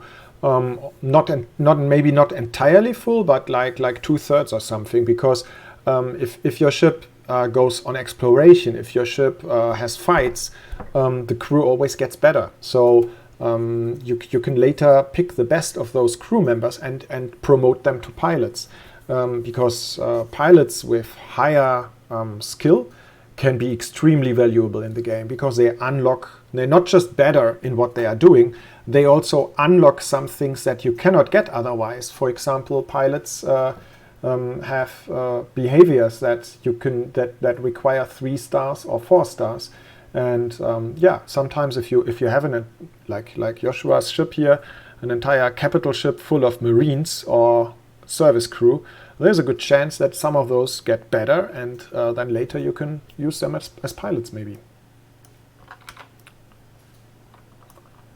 Let's wait a little bit longer. I think he's flying. Where's he going? He's flying to another station. Oh, damn it. He's trading between 2 stations. That will make it hard for me.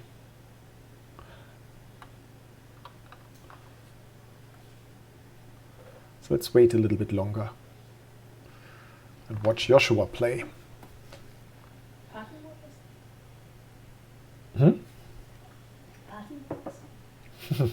Nee.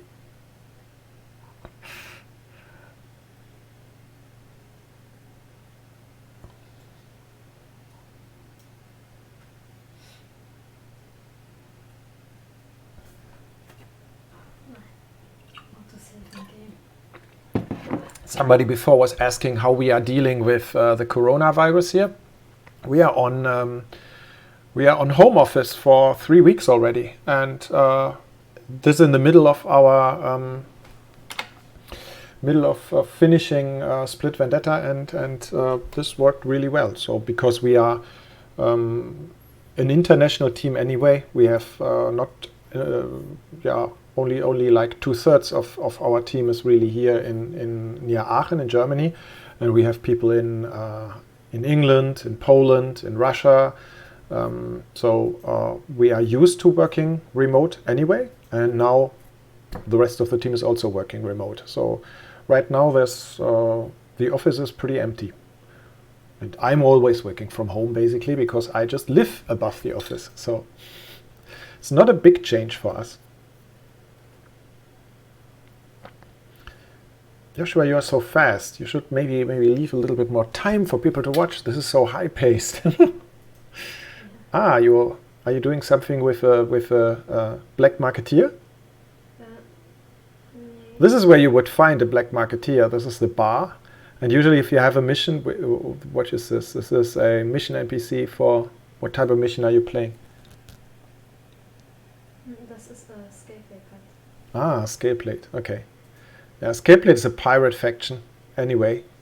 And I think one of Joshua's biggest competitors, because he has his stations, or he made most of his money in this Teladi sector, where it's not a Teladi sector any longer. Now it's a Joshua sector. He owns it.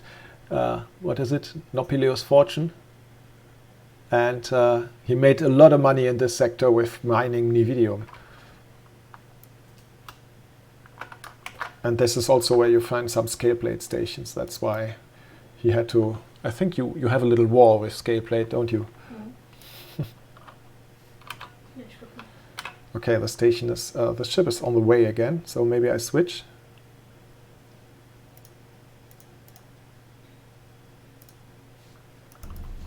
Okay.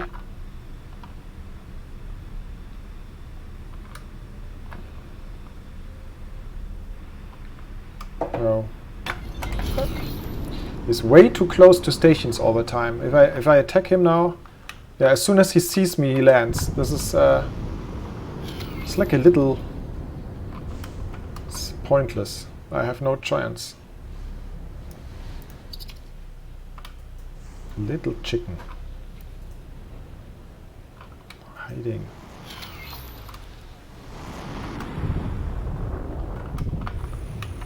Okay, I give up for now.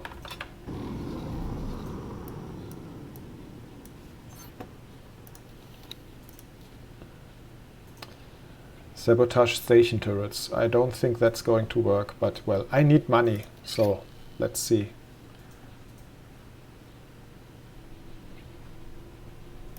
Food shortage? Deliver foodstuff. How many? Aha! No, those numbers! I need a transporter for that. I think that's pointless. I can...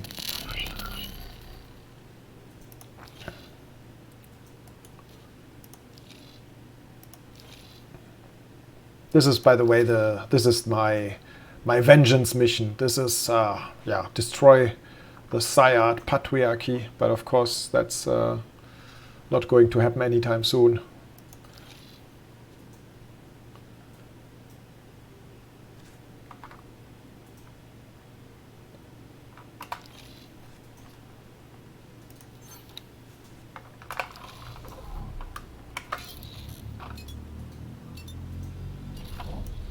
I wanted to demonstrate before unknown station. How the map grows. Maybe let's fly there. I'm in travel mode now. Again, my ship speed goes way beyond my normal maximum speed. You can also see this with this. This is the normal speed bar, and when you go in travel mode, this goes. The number here goes way higher. Magnetar, gas, Sentinel.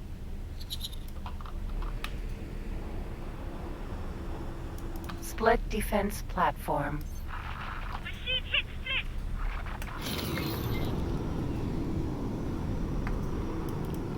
Shield component factory. Syard ships. Chimera.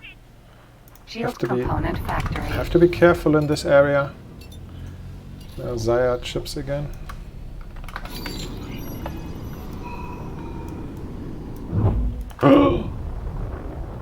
Excited. Smart chip factory.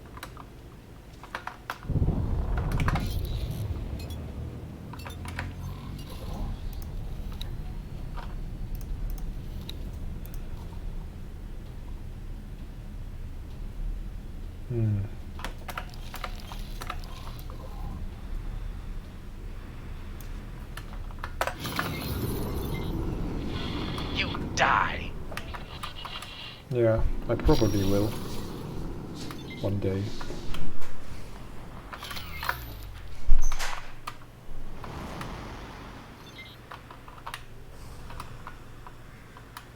What was that? I think I heard a signal leak.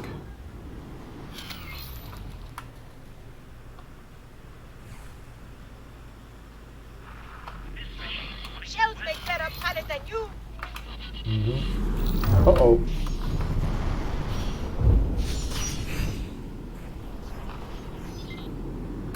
Chimera.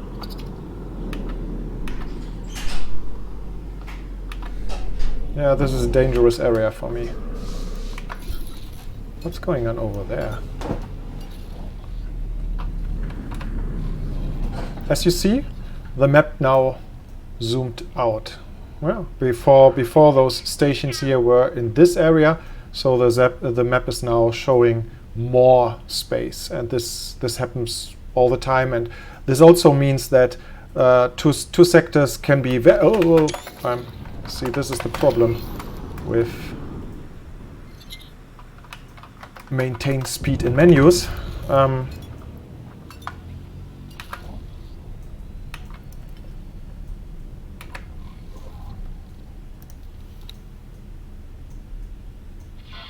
No good.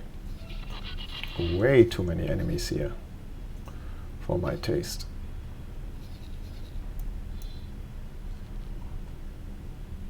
Oh wait, I missed this. Object. An unknown object. I should have a look at that.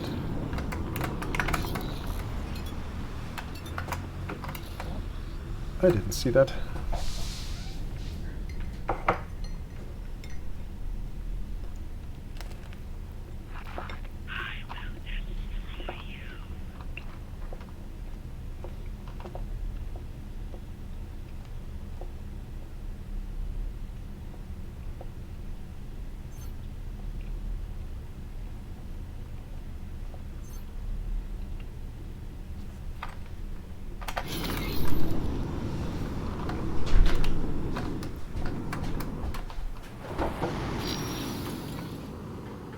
Forager.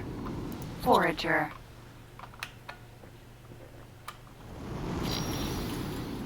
Dangerous.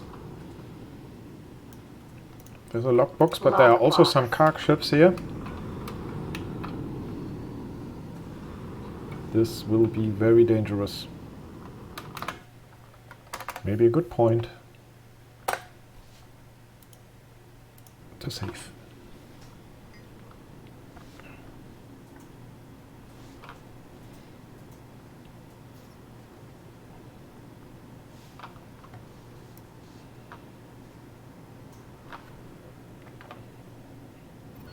Oh!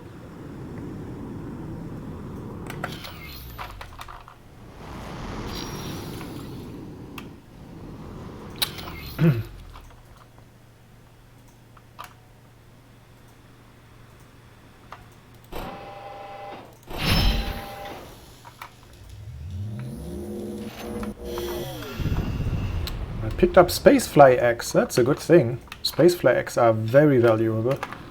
You can, but you need 25, I believe, to craft. I have one now to craft Spacefly caviar, and that's about 1 million credits. So, while 25 Spacefly eggs alone would only give you 250,000 credits, you can make more than 1 million if you collect 25 and craft Spacefly caviar. But unfortunately, I need 24 more.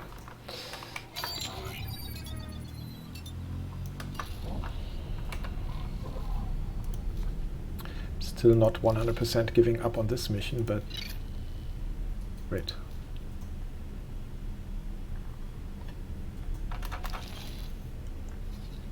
What's he doing? I don't see him anymore. Should have left his satellite there. Let's see where he's moving. I'm hoping for him to go further away from those two stations. He's flying in my direction even. He's coming out of the fog of war. So any moment Then he sees me again, and then he will turn around. Let's fly a little bit further away.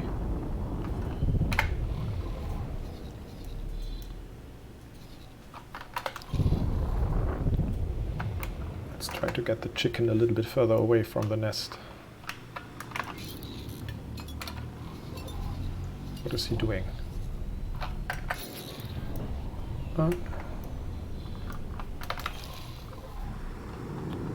Okay, one more try. Vulture, Vanguard. And I bet he has another laser tower.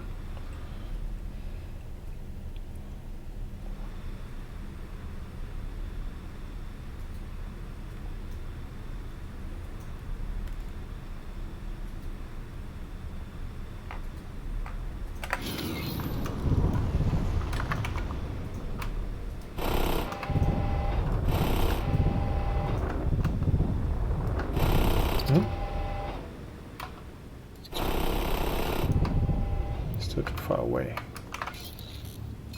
It's too fast for my normal maximum speed, so I have to use travel mode to catch up. He flies 900 meters per second. My maximum speed was 400 something. So I need boost, but I have the weakest engine, the weakest. So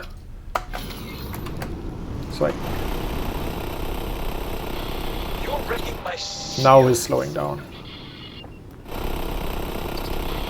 We ask you to spare us. And another laser tower. How surprising!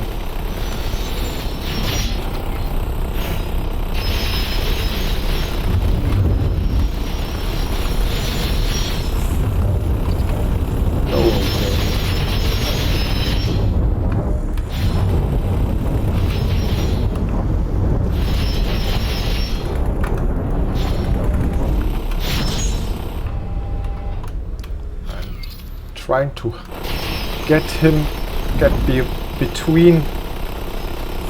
And another laser tower, yeah, sure. Damn it! I'm pretty sure I'm going to ignore this now. Either I die or At least survive.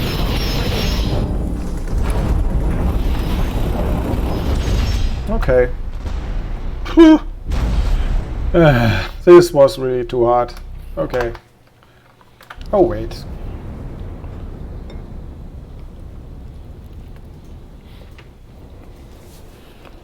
Let's have a look at a somewhat more successful player. Was machst du?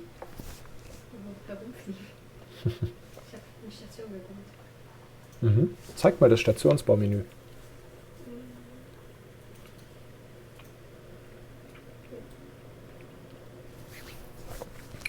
So Joshua was just building a station.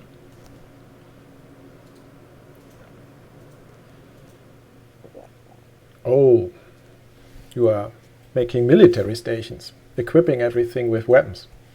It's quite expensive.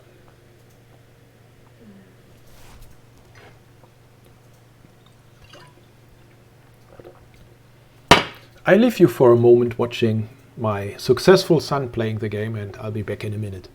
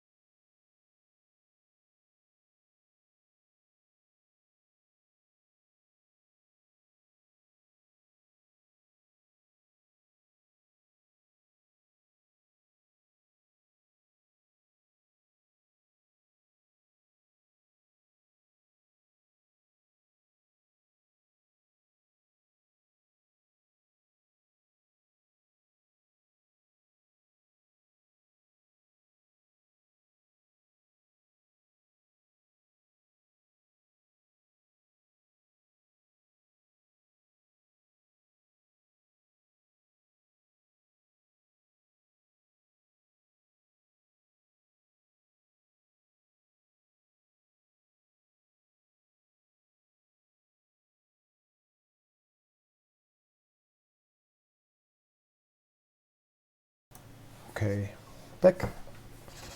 Getting some more tea in a minute. Yeah. Ah, Lockbox. Joshua found something. Du musst auf den Punkt gucken. Du musst immer genau gucken, wo der Punkt hingeht. Und dann musst du dich auf die Längsseite natürlich davor stellen. Wobei das ist bei der schwierig. Aus der Entfernung will ich das nicht versuchen. Näher ran. Joshua is a little bit scared because he had a couple of bad experiences with lockboxes blowing up. I think this type is not as dangerous. Yeah. That's a terminus integrator. Yeah, that's what I was saying before. This is the wrong weapon for lockbox. You should use a really weak one. Joshua likes everything really strong, has a lot of really good fighter ships, and wants everything on top military equipment. He's also the first thing I think he tried out with the game with the Split DLC were all of the Split weapon types. Like, what's the English name for this? What? Boson lens. Yeah, I think that's a really, really strong new weapon. And that's pretty cool, but it's bad for this gameplay. You should have some. You should also have this additional small precise laser if you want to shoot open locks. Ah, here's a mission to deploy laser towers. quick laser tower deployment, all in one place, all near a gate. And yeah, this is also making 160,000 credits. I want to have them. Can't you transfer me some money? Okay. I'm in the meantime, on my game, I will start to show you a little bit of the other things, the other ways to get into the game.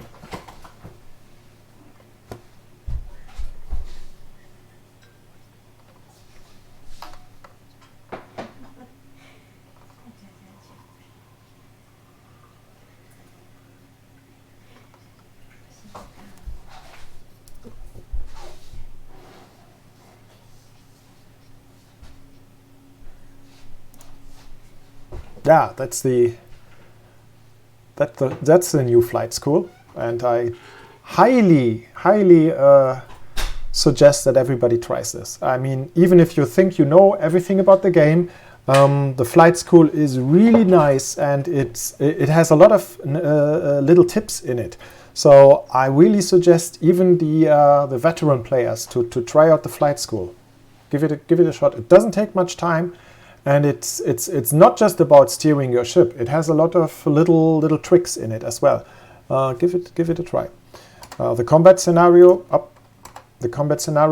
you may already have seen. I've played it in some streams, and we showed this also on trade shows. That's actually the reason why we made that, to have something for people who don't know our game at all yet, to quickly give an impression of how nice it can be and how quickly it also can be to get in, because the problem with our games is obviously all of the functionality, all of that depth with trading and building and mining, all of those activities can sometimes scare people away a little bit, and I really believe that's not necessary anymore, because all of the late game activities, you can ignore them if you like for a long time, and you can just play exploration and normally flying in the universe and fighting and playing missions, and that works for a long time. And then you can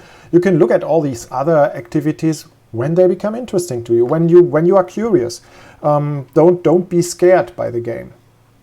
And this demo is really just focusing on the essential fighting. It's a simple little action demo. And the one that I wanted to show quickly now is this advanced gameplay tutorial, because it gives me a chance to be a bit more successful than in my game start before. I have a couple of ships, I have teleportation, and I can show you some things that otherwise would take a little bit too long.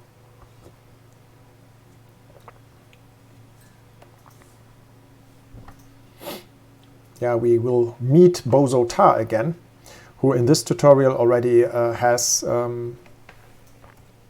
should turn this off. Who in this tutorial already has teleportation researched entirely, and that's really useful. Teleportation obviously allows you to jump from one ship to another and from the headquarter to any ship. He will explain.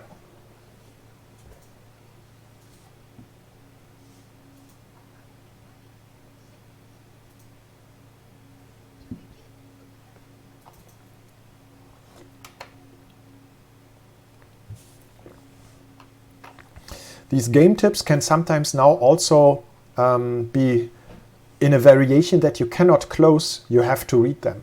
So normally game tips can just be closed with escape, but here you have to confirm that you read them. So this is useful for tutorials especially. We want you to confirm that you read this. Okay, so the map, how does it work?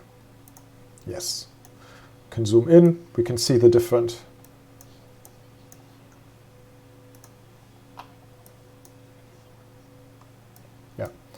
So as you can see, 3 systems with a couple of different ships. I have mining up here with a mining tutorial that I can jump to. I have crystal hunting. That's the things that I was looking for before but didn't find. I will show you in a minute. We have a data vault tutorial. That's pretty cool. I will show this as well. We have station building down here. You already saw Joshua doing this, but maybe I show this again. And we have a little trade ship as well running around. I think there's this. Where's my trading ship? I'm pretty sure there was one. This is the mining ship. Ore miner.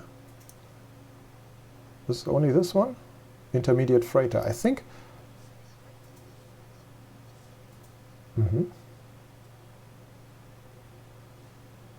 I still have the filter from before for weapon components. So, yeah.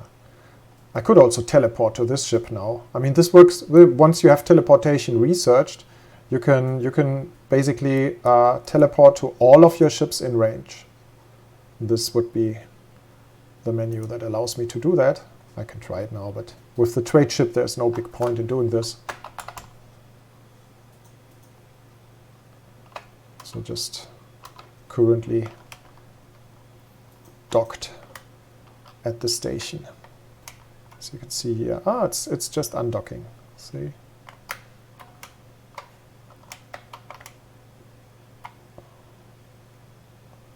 Yeah.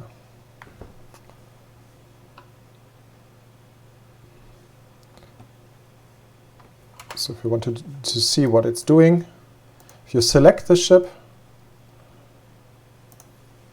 and keep it selected and then select the station, then you can also go to trade with, and you see basically all the wares you could trade now. You can select the amount by dragging this bar and confirm, and this way I now made a task for this ship, and you can find this here in the behavior menu. And as you can see, there's a couple of orders already. The ship currently has the order to dock. You can also open this and look further where. It's supposed to dock at a station owned by my arch enemy, the Zayat Patriarchy. And then later down the queue, you see this is the trade order that I just created to buy 77 shelled meat. So this is what it will do in the next time, and I can delete those orders and I can manage them and do with them what I want. And down here you see behavior. A behavior is something that creates orders itself. So this is something that takes longer. But first things first. Let's first do the crystal hunting. That's what I wanted to do.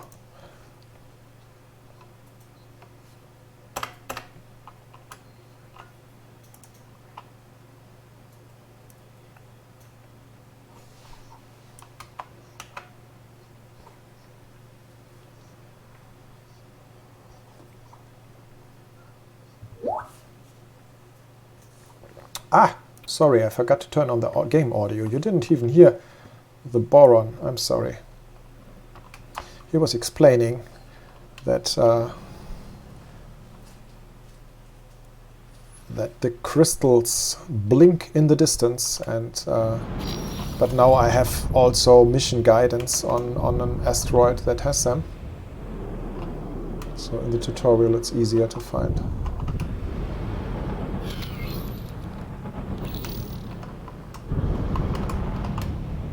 This is a pretty big asteroid.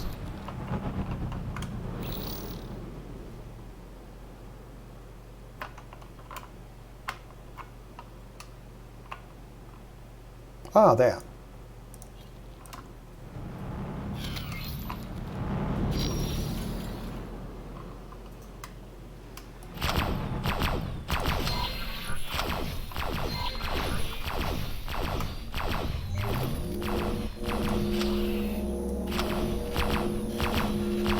I'll have your sensors begin analysis.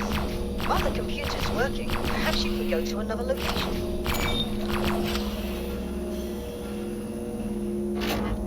Okay. So as you can see, this would have been... where's my normal? 170,000 credits. Well, if you are that lucky in the normal game, that would have been nice.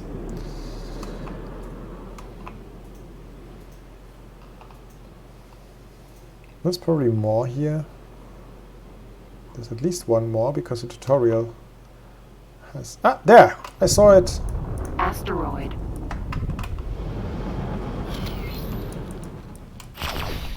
Yeah. You would have to be really lucky to find 2 in a row like this in the normal game.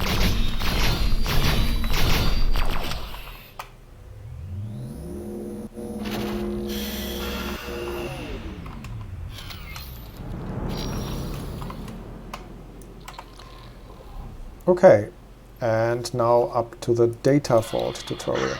This ship has found something quite interesting. Teleport 2.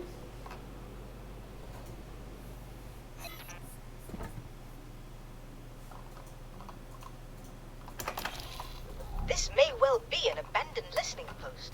There seem to be malfunctioning components. Perhaps we can bring it back online. Yeah.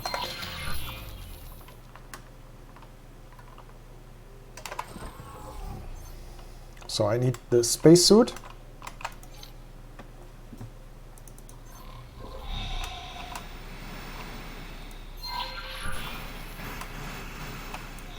So here I am again, this time in my human form.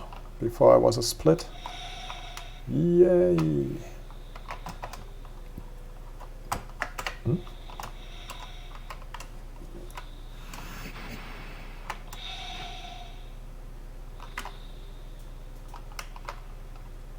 Data vault.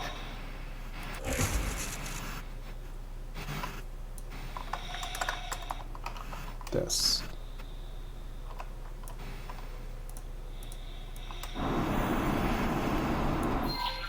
Several of the damaged elements have been marked on your HUD. I believe a pulse from your repair laser will do it.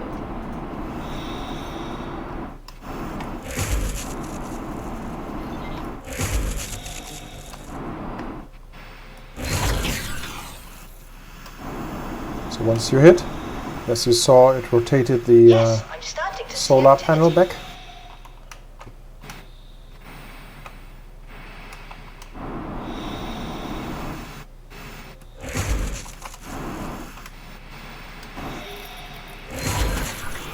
Repairing pressure leak. Just a few more.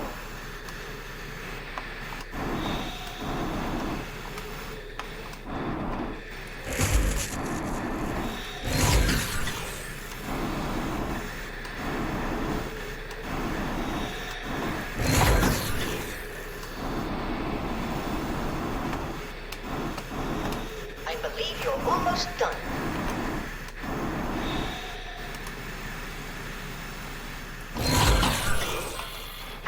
You appear to have uncovered some sort of data.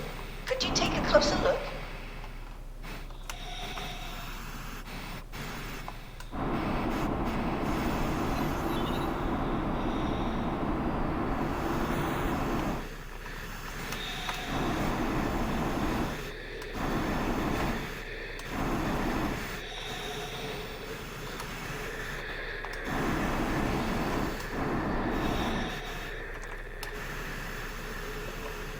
can scan this now with the scan mode. Ta-da! And you see to have recovered some long-lost file. Data encrypted, decrypted. A historical article. How fascinating.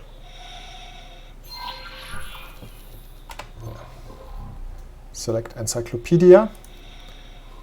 And by the way, we haven't even looked at the encyclopedia yet. This is also a cool new feature of 3.0. It's not new, but we added a lot more information, a lot more depth to it. You also, for all the sections, this is sector information with also economy information. Of course, here the sectors are pretty small because this is only a tutorial, but yeah, it's giving you information about everything that you know, everything that you have uncovered already. But the part that's important for this tutorial is the timeline. And oh, I know so much already. This is okay. I will just show one. 2022 AD minus 184 NT, Ashizawa Kazuko made a startling discovery. It was indeed possible to travel faster than the speed of light with finite energy. Kazuko had successfully established the Skepticism was rife. Repeated experiments showed that the previously unknown student was indeed correct. Very soon, 2 huge jump gates were built, one sent to Mars and the other to Proxima Centauri in humankind's first attempt at interstellar travel. In 2041, contact with a ship carrying the Proxima Gate was lost, but after a year of frantic research, the Sol Gate once again found a connection. Scientists were stunned to discover that it had not connected with the Proxima Gate, but an unknown gate in a distant region of the Milky Way.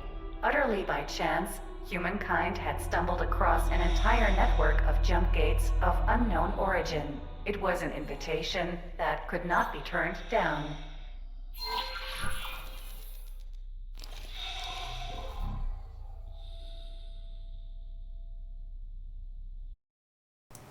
Jump gate. Okay, so this was one of the cutscenes that you can unlock in the game, and you find those data leaks, those data containers in different places all over the universe, and also I think there's oftentimes something valuable together with them, like I think here. We haven't even picked this up yet. Oh, we talked about the oxygen supply before. You see, this is my oxygen supply, and I have more than enough now, but much more than in the beginning of the split game start that I was choosing at the beginning of this stream, where I died right away. So you can pick up little containers even with your spacesuit directly. Oh, if you don't bounce into things. Dong. Okay, now I have it.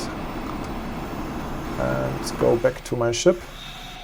Oh, why go back even? Because I can teleport. This is like, in this tutorial, as you will also have later in the game, you can teleport. So I don't have to return to my ship. I can actually directly teleport. Entering system. Uruk's demise. So this is a mining ship. Is equipped for mineral mining. There's an asteroid field in close proximity. Yes. Oh, sorry. No, he wasn't talking anymore. I just wanted to show the nice mining ship, split mining ship from the outside.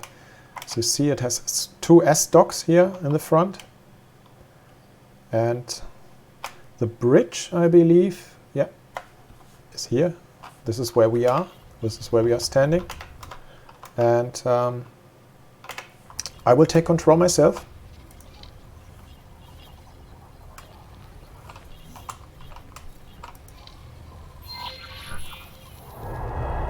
And then fly towards the nearby asteroid field.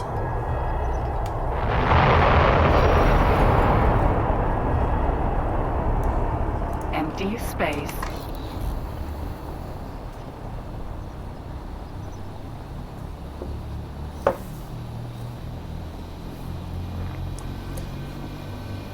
Travel drive needs much longer here, as you can see. This is a bigger ship, needs more energy.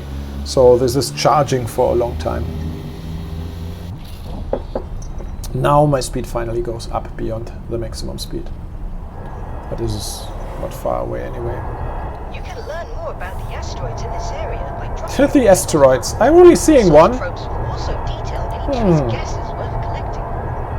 He's talking in plural.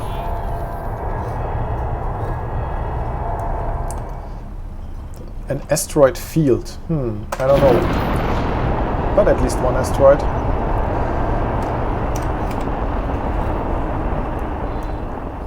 Okay, so... Oh, wait, I should deploy a resource probe first.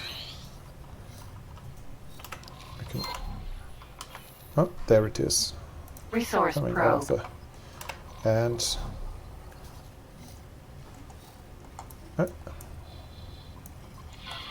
The probe is online and sending data packets. You will find that your navigational charts have been updated. So the probe gives you information about the nearby resources, and there's not a lot here, but yeah, that's not surprising if you only see one tiny little asteroid nearby, but that's good enough to show what a mining ship can do. And I turn on the scan mode now and select the different asteroids. Yeah, I can also do that in external view, I guess. Ooh, where is it? There wasn't. There's only this one. Ah, wait. I think it was there.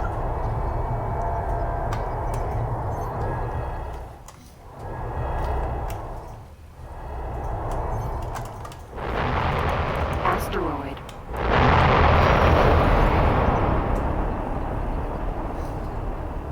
Okay. Now the next step. In this mode, you can identify the different resources by the color of the asteroids. Yes. And we To need... begin, activate the ship's mining turrets. Yes. The turrets, by the way, are... You can also see them now in the cockpit perspective. Here, up here. And you can also configure them live while you are playing directly. But now I do this from here.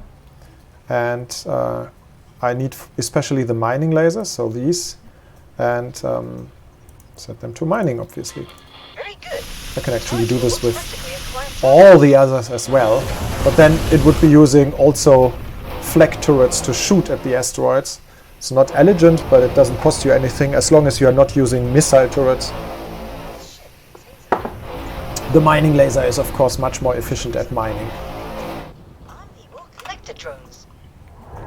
Okay, as you see now we have those little rocks flying around. Asteroid. And you can also see the yield of each. You target them. And when you open this menu, you see that I have 4 collector drones and 2 cargo drones, and I can give commands to all of my collector drones to collect all, which is good enough. I could also say just collect ice, just collect nividium. I wish there's no nividium here, silicon or ore, but I collect everything and I just say arm. So now we can see the drones starting directly out of those 2 S-docks in front of me. The first drones have taken flight. Be careful. Don't leave your drone behind.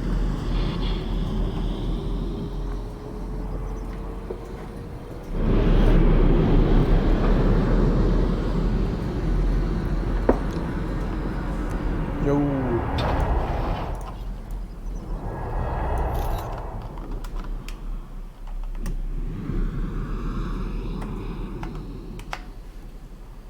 And all of this can, of course, be automated. If you, if I would get up and let my crew manage this. Crew, here she is. This is the captain. As soon as she takes over, I can just automate mining, obviously, and give commands, just like anything else. This ship is mining in an asteroid field. The first drones have returned.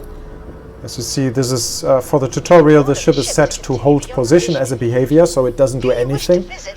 But you can either give it an order and just say, okay, this ship manually mine ore, for example. And this is now all you have to do. Everything else works automatically. So this is really easy. You should really not be scared of the map as it really behaves very similar to strategy games. You just click on a unit, click somewhere else, right click to give a command, or you do one, you select one of your ships and right click another ship, and then for example select attack. Then it creates an order for this ship to attack the other ship. Really straightforward and very similar to RTS games. And the other thing is behaviors. That would be something that works over a longer period of time. So this what I just did is just one mining order. This order ends as soon as it has completely filled its storage in this case. Or if it's a trade order, it's just one trade run. Or if it's an attack order, it's just attack this single ship. So this is time limited. After the job is done, the order ends. Whereas a behavior is permanent. And if I select the ship, this ship is mining in an select asteroid field. In this case, I can even select auto trade already because I have a 3-star pilot. Yeah, the pilot has a combined skill, or has a skill of 3 stars. And as you can see, these are the requirements here. Most behaviors are actually unlocked already for 0-star pilots, so available right from the start. But especially those behaviors that automate the money making and give you basically money for a very long period of time. Those are hidden behind higher skilled pilots, which are harder to get in the game. So yeah, auto trading, distributing wares for a factory.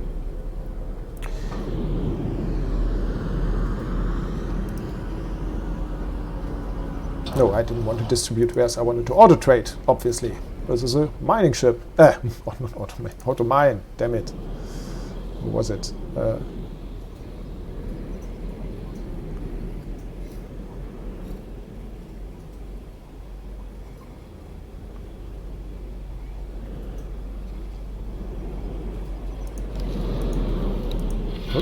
This ship is mining in an asteroid field.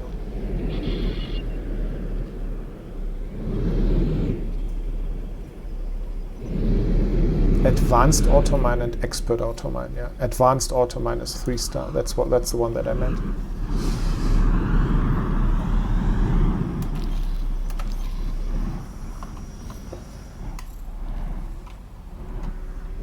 And the other crew members on a ship, these are not all, by the way. If you have a closer look and you see the info menu for the ship, this is the crew section. I have unselected the ship again. It falling in. This ship is mining in an asteroid field. You can see there's a lot more people aboard this ship than the ones that you see on the bridge. But yeah, they are randomly coming to the bridge and you see them sometimes, but all of the crew members, especially the service crew, help in improving the efficiency of the ship. Also improve things like repairing the ship when you are under attack. And then there is the other category of Marines. Here, the Marines in your ship are necessary for boarding. That's a very advanced activity. If you want to take over capital ships, then you need Marines. You have you can put them in smaller ships and basically do boarding operations.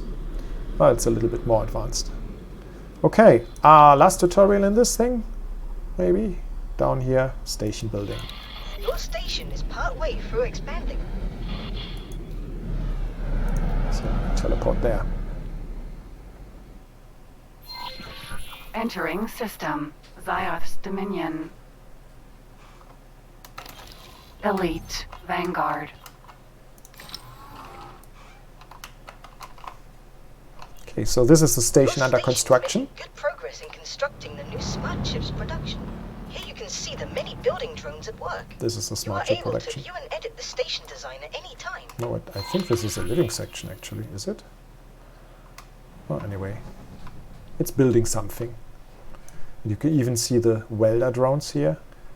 They are flying around welding while the big part is being built. And factory. Maybe go to external view and show this without HUD. It's really nice sometimes to just watch station being built.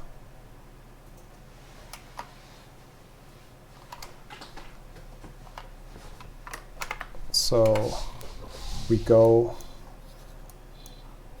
to the map, select the station and select plan build.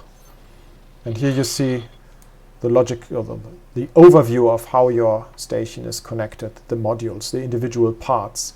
And this is really like playing Lego. Here are your bricks and here you put them together. And I would connect a solar panel here to this station, and let's see where we have a connection that fits. Maybe here on the outside. No, this doesn't. You can also rotate those elements, but oh, wait.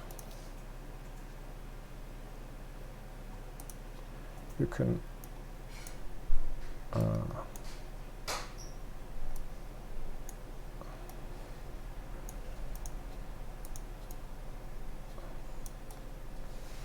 rotate modules and then connect them to other parts. This is like this, for example. Yeah. Then after you connect it, you can see how many resources you would need to build this. This is three wares: Claytronics, energy cells, and hull parts. You see how much resources are.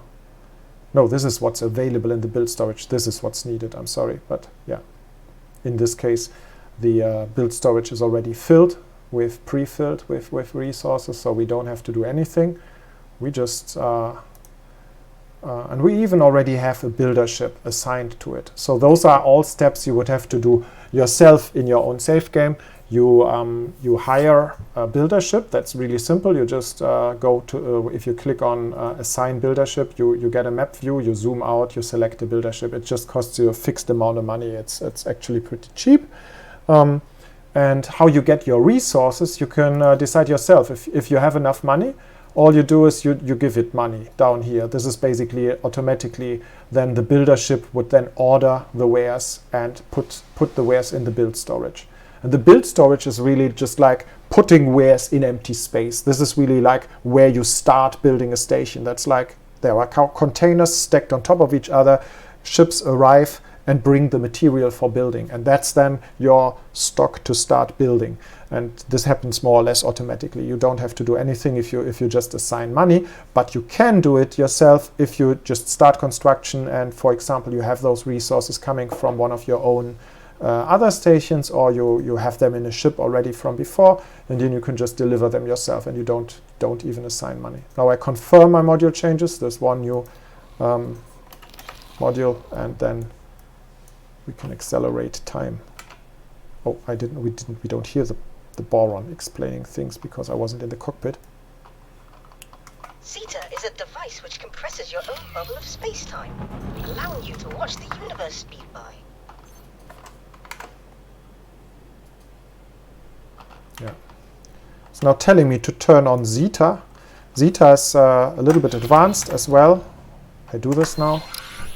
Turn on Zeta and you see everything starts to move faster. Even the asteroids start rotating faster, and the welder drones are buzzing really fast. Awaiting orders. Oh, that was my trade ship. It's probably done. Or was it the miner?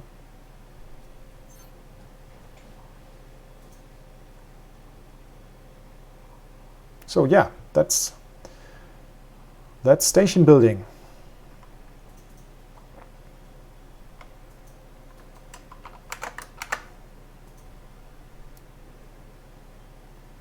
Zeta, by the way, you have to get through crafting. You find the items for this in the game, usually in lockboxes or also sometimes from asteroids. There's many different ways how you can get them, but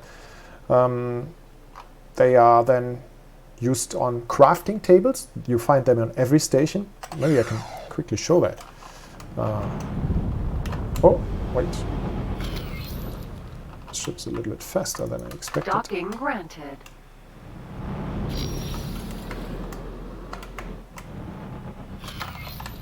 Let us leave the construction vessel to continue its task.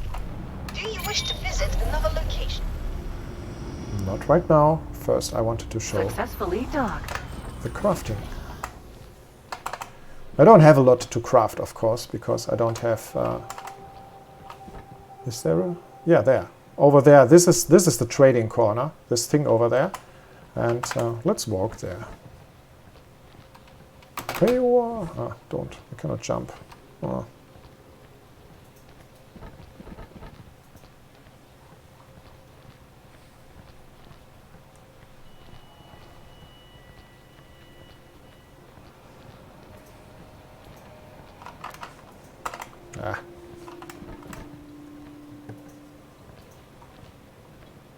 So this is a trader. Greet, can I help? Here you go. Maybe I can buy a couple. I don't have that many.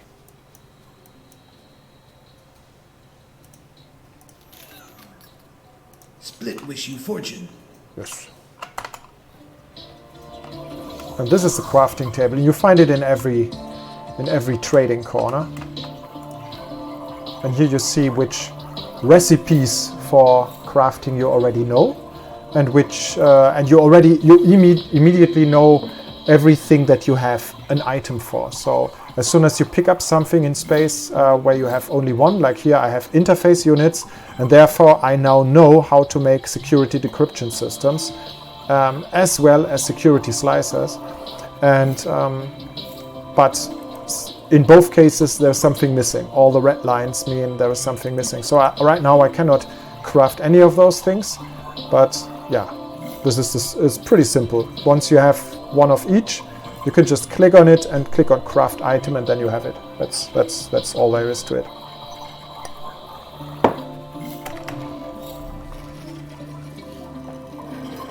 Maybe let's switch to Joshua again in a moment and see some more advanced stuff. And in the meantime, I can switch. Let's see what Joshua is doing.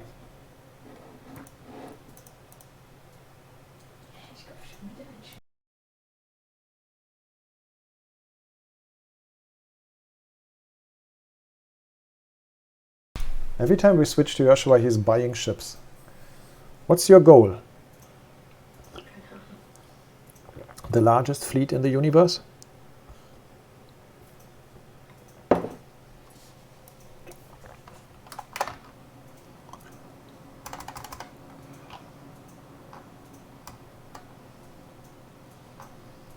Maybe I go back to one of my own save games from before.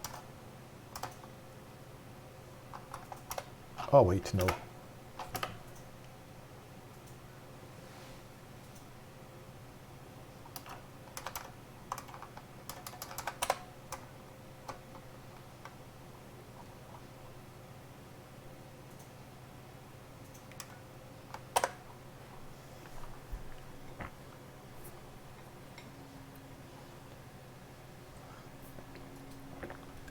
Maybe I can answer a few questions.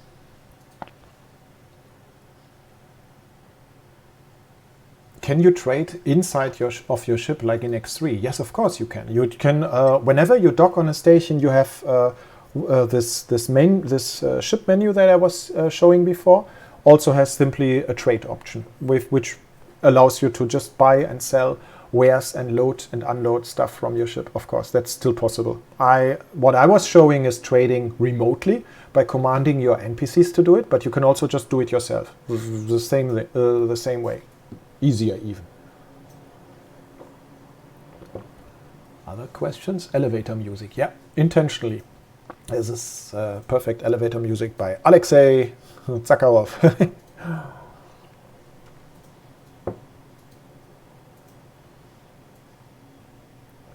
Can I use crew seminars now? Yes, you can. You can teach individuals. You have. I showed that before in the first time I was playing. I think one of the first items I collected in space was a basic seminar. So this is good enough to get one of your pilots a little bit better. Huh? The beginner pilots. This is, maybe I will show a little bit of ventures. That's in a moment.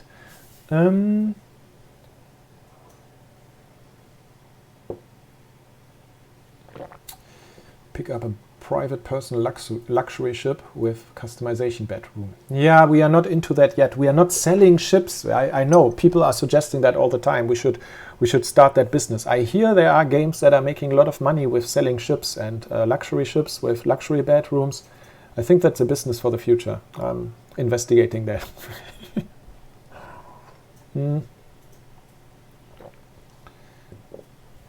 Grundstück kaufen. Yeah, somebody's asking about station construction. You have to indeed buy a plot first. Although you don't really. Yeah, that's this mode here. Joshua is showing us. This is basically a different version of the map mode, and you can.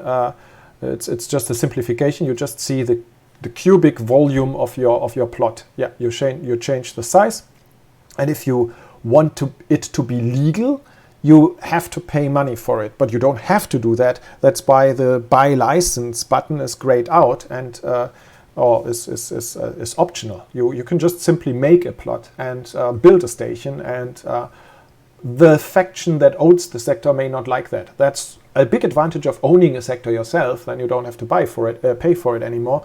But there's also the price that you pay for a plot greatly varies. So there's cheap ones usually in the fringes of a sector, in the outskirts, but near a highway, near a gate, of course, it's more expensive. That's the free market. And somebody's asking about the maximum size of stations. The plot is, I think, what is it? 10 by 10 by 10 by 10 by 10 kilometers. So that's a lot. You can really build very big stations. I can show you. Oh yeah, maybe I can switch quickly over to my game. And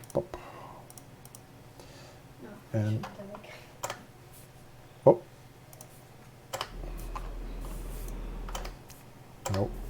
If you go to the headquarter, that's one of the bigger ones. This is my headquarter in my last save game, where I was still testing. And as you can see, the headquarters is this thing in the middle, but I extended it mostly with solar panels to the outside. So I was making energy. What are you laughing about? Das Design. This design. Yeah, it's beautiful, isn't it? I'm a great artist. Oh, yeah. This is I love that. I mean, just in general, the ability to design stations, and it's not fancy. I'm not an artist, but it's pretty cool to put together larger and larger stations. Of course, here this big central part is given already by the game because it's a special station, the headquarter. But and maybe I can teleport to it. Can I? I don't know if I have a pilot in this ship. Of course I could board. Sentinel. Accelerator. Trinity yes, Sanctum. 3. Noden. Sentinel. This is the Noden. This is a ship you may know from the Alliance of the Word faction. That's the only faction that sells this ship. It's pretty cool. It's very fast. And let's teleport to the headquarter and have a look. Entering system. Grand Exchange.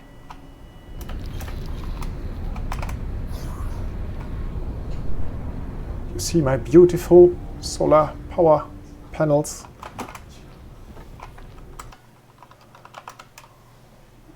So So this is how it looks. Still in under construction, only half done. But what I wanted to show is this part over here.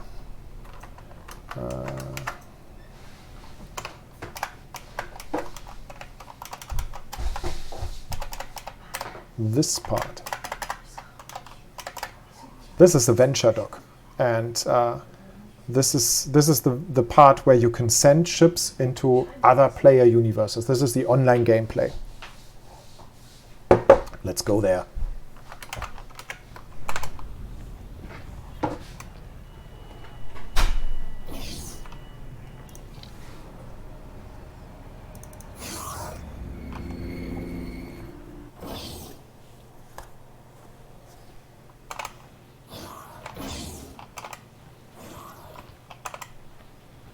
So here I'm closer to this same thing. Now I'm on the inside of that module you saw before. I think we were looking from the opposite direction before. And here I can operate. I already told the ship to dock. You see this little one here. Maybe we sent the no, the Nodan was a little bit further away. What's this? There's a container here. Gelled meat. Somebody lost its cargo.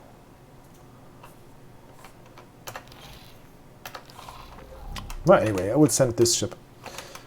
So maybe some of you out there who are playing now can later see my ship in their universe. That's actually, if you have this enabled, if you will see me as Bernd in your universe if you have this option turned on. This option says that you allow the game to show visitor names. And the other thing that you should turn on then also is the filter to actually show the names of venture ships. I don't know, where was that? No, I mean on the map, displaying the ships, the ships on the map differently. They are always shown on the map, of course, if they are in your universe, but you can highlight them by showing the names in yellow.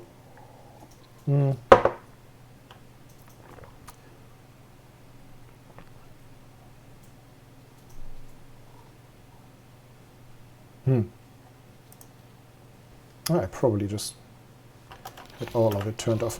Anyway, so this is the venture menu, and you can see the ship that is currently docked. I have one venture platform. On that venture platform, I have this Falcon Sentinel docked, and these are the available ventures and how long they take and what they may give. You can see here. So there's a multiverse problem, takes 1 hour. These are basically beginner ventures, but now since I want to give you guys a chance to see my beautiful Falcon Sentinel flying through your universe, I will be sending this Falcon on a resource acquisition mission, which takes several days. So it will be gone for 3 days in a row. And as you see, this will potentially give me paint mods. And even there's a good chance of getting one with exceptional quality. These are really rare, really hard to get, and it also pays some money. So I'm sending the ship on that venture. And here you can see the venture dock being activated.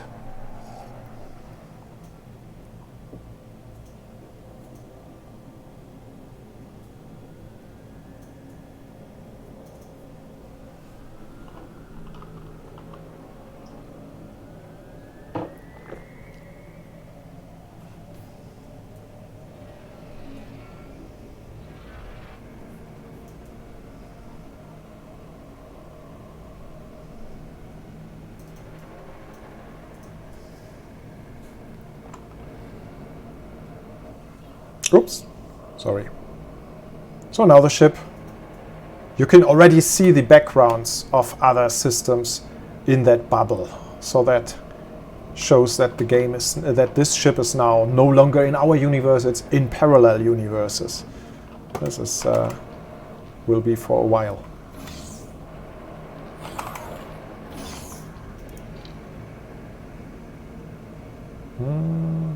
Maybe have a look what our boron friend is doing. Oh, this is the view that you... Oh, no, wait, you cannot see it.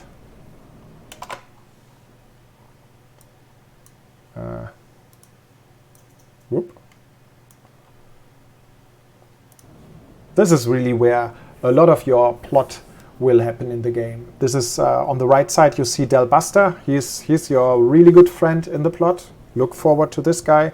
And in the middle you see our boron friend Bozotar. This is a guy that you've met before already when I was starting the plot. He's a guy who helps you get the HQ in the first place, helps you research, and those two together guide you through many cool plot missions. Let's go to the dock.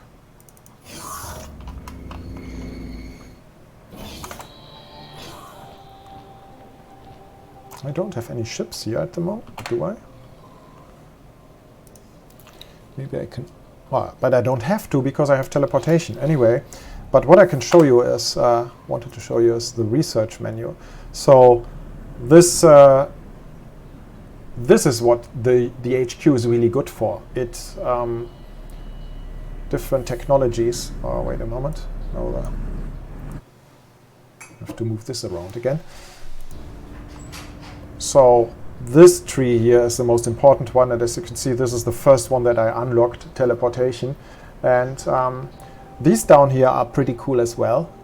They are allowing you to improve stuff even further. So ignoring the fact that you already have lots of different engines, lots of different weapons, lots of different shield generators and so on, which cost of course different amounts of money and allow you to upgrade your ships. You can also mod them even further, and that requires very rare components. So this is something you are not going to do to many ships.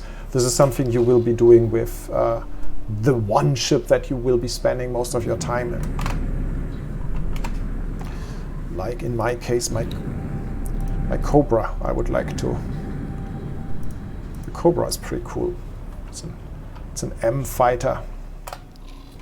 Entering system. Pontifex's claim. Oh.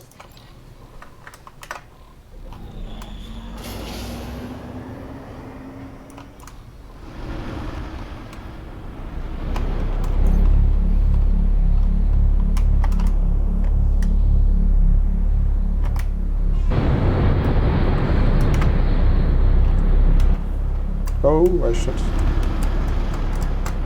be careful.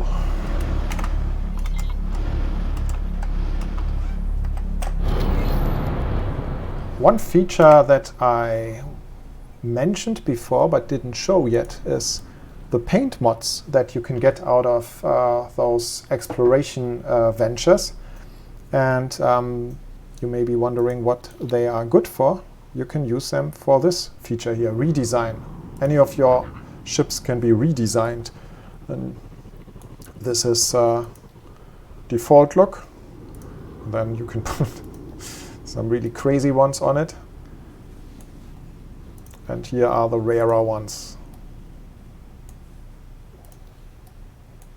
Like our Christmas mod from, I think, well, which year was it? 2018. I think Christmas 2018 we had this as a very special thing. You could get it when you were on the X News. Subscribe to the X News newsletter on our website. I suggest it. We really send it not too often, but really most of the time it has really valuable information about the game. So I suggest you do that. And it's a chance to get those cool mods. This looks cool. Obsidian X. So I will install that.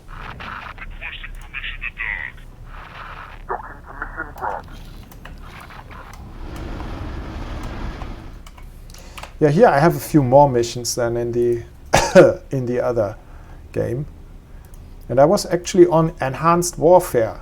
So this is a research mission, and let's maybe try that. Engage. stage. So Bozota is giving me missions to improve. Autopilot. No, Disengage. wait.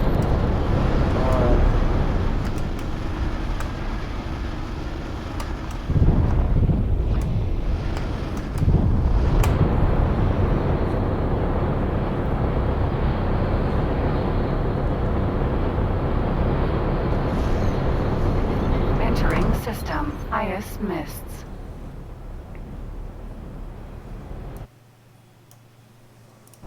Sorry, checking for some questions again. What game start do you recommend to get the most out of all the old and new content in X4 Split Vendetta? To get the most out of all the old and new content. This is it's all the game starts allow you to get the whole universe. You see the whole universe. You will always be in the whole universe. It's not what you can see. It's of course, if you are, it's just a different aspect of the same universe. You, if you start as a split, clearly it will be easier for you to get the new stuff. It will be easier for you to get split ships. You will have one from the start, and you will also have, at least with one of the split factions, have a good reputation.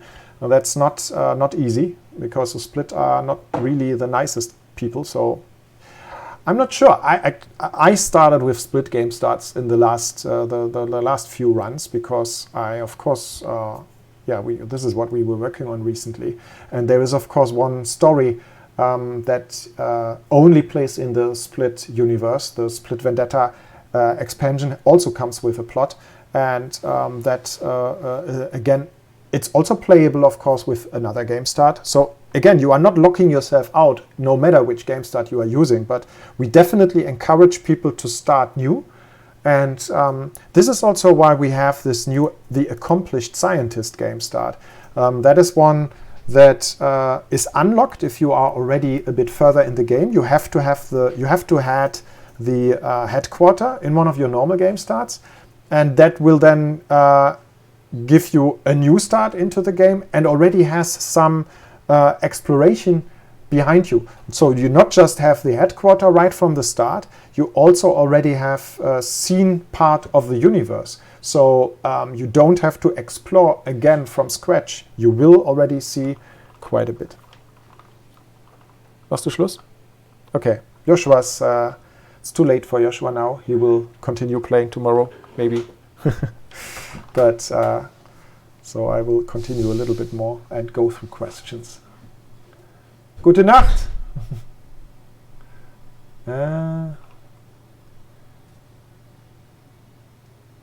Did anything happen to trading since launch? Was somebody asking on YouTube. A lot, yeah. But the basic functionality is the same. We are always working on the balancing. We are always working now. Of course, there is a new economy. The split introduce new wares, obviously. There's a lot of balancing going on all the time. So where you can make money could change. How much money you can make per time can change. But it's also always dependent on where you are in the universe. So yeah, it's there is no one answer to these questions.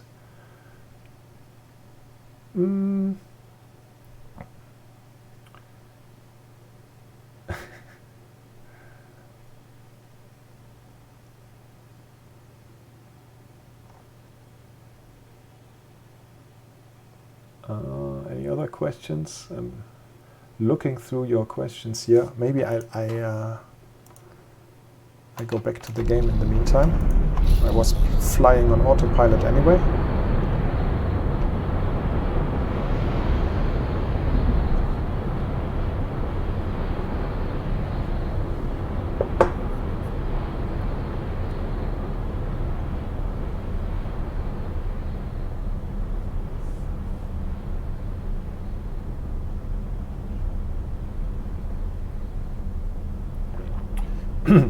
My turrets no longer shoot friendly targets. Yeah, that's certainly what they should do. I mean, there can be friendly fire by accident, of course, but they certainly shouldn't target friends.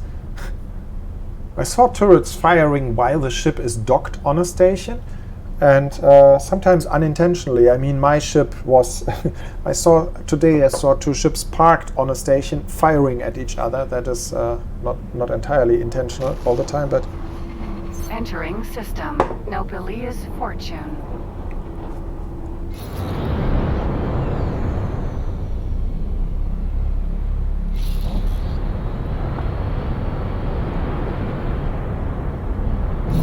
somebody's asking, can you get the research mission if you already completed the 1.0 to 2.6 research? If you completed all the research, no, then there are no research missions. Because basically you already get what you get out of it. You already have the result. You already have the end result. The research missions are something you do to get it. So these are new, and it makes this more interesting. And but if you already have this unlocked, then no. Another reason to start over. In general, I encourage everybody to start over. This is I know people love their universes. It's for me the same thing. I just played the last 2 weeks, and at least, I mean, I'm still not as rich as Joshua, obviously, but at least I have some ships and I have some more stuff. This is the sector with the Nvidium. This is where Joshua got rich.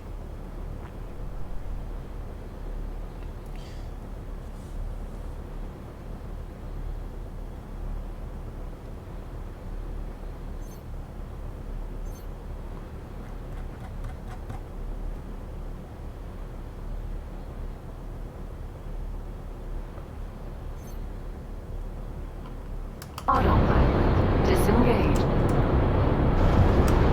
Whoa, whoa, whoa. A little bit too fast.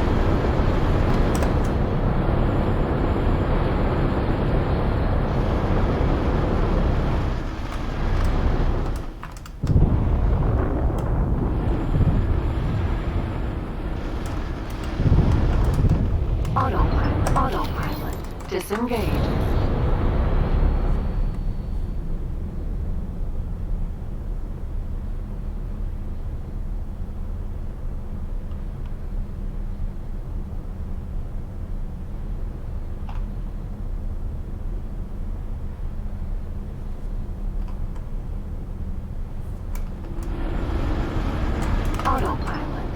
Autopilot disengaged.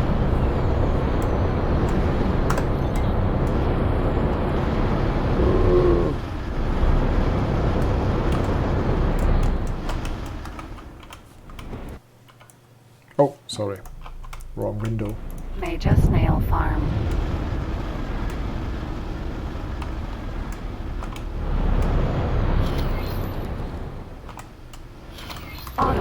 Autopilot disengaged. Sorry.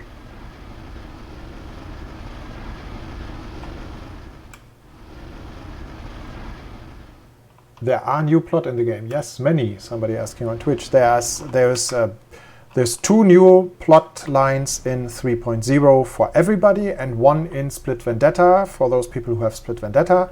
All 3 are a little bit wound together through the main plot. So you always have to play the boron science research stuff, because you should have the HQ sooner or later always. And I already showed actually the second important one, the Hatikva mission offer in earlier on in this stream. And I got the offer. I didn't play it yet, but this is something I leave for people to try out.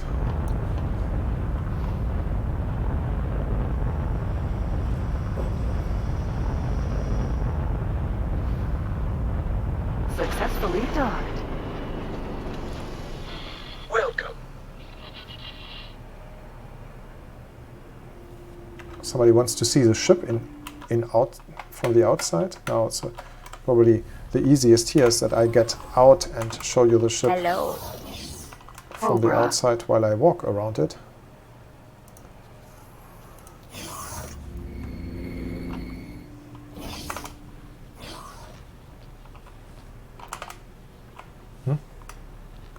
I was going to the top dock instead of the station. Huh?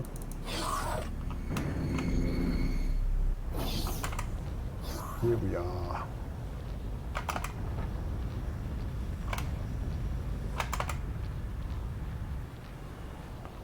So this is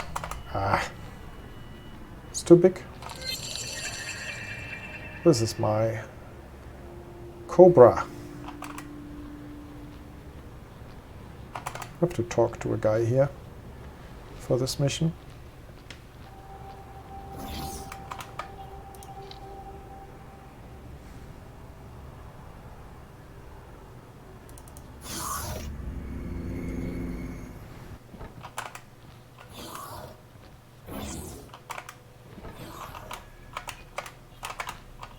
You here for the nanites? Here you go. I owe that boron a favor, so don't worry about the cost. You do know it's illegal without the proper license, right? Don't get caught with it. Okay.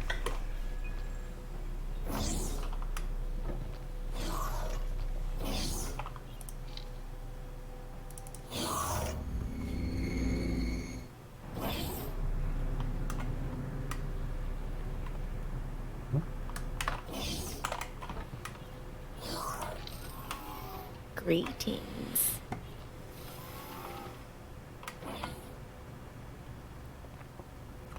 In order to get the new, there's somebody asking again how to get the new plot content. No, you don't have to talk to the Boron at the HQ. You need to have the HQ, but there's another mission offer that leads you into the Hatikva mission offer, which is independent, and you will learn this guy that I just showed you before, Delbuster. Try it out, it will self-explain. I'm not going to spoil too much and show you everything here, but this is basically a lead up into the stories that happen afterwards. But for the diplomacy missions, the two big storylines, the Paranit one and the Split one, in both cases, yes, you have to have the headquarter and you have to have Delbuster there. So this is like the preparation part. And then afterwards, from there, you can choose which faction you want to concentrate on diplomatically. You can concentrate on the Split, or you can concentrate on the Paranit, or you can also play them both at once and interchange. It's like you always can manage multiple missions. These are up here, and you see I still have them active now. But I am now at the very end of the plot, because this is now a part where I have to do something really hard. And these are plot missions that you get relatively early on if you have the headquarter and if you played the Hatikva story.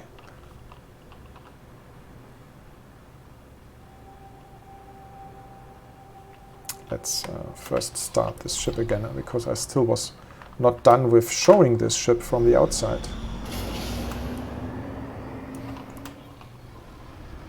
Major Snail Farm.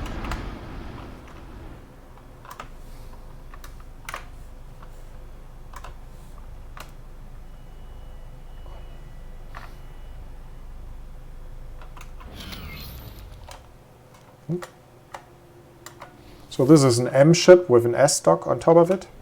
Some turrets. Oh, there was a signal leak. Oh, and now I'm only in an M ship. That's probably not a good idea. I just heard a signal leak there, but it's probably the wrong ship for scanning signals. You can of course switch over to your space suit, but that takes too much time. You can also always look for missions here, and you can see, oh, I have new mission offers for the subscription missions.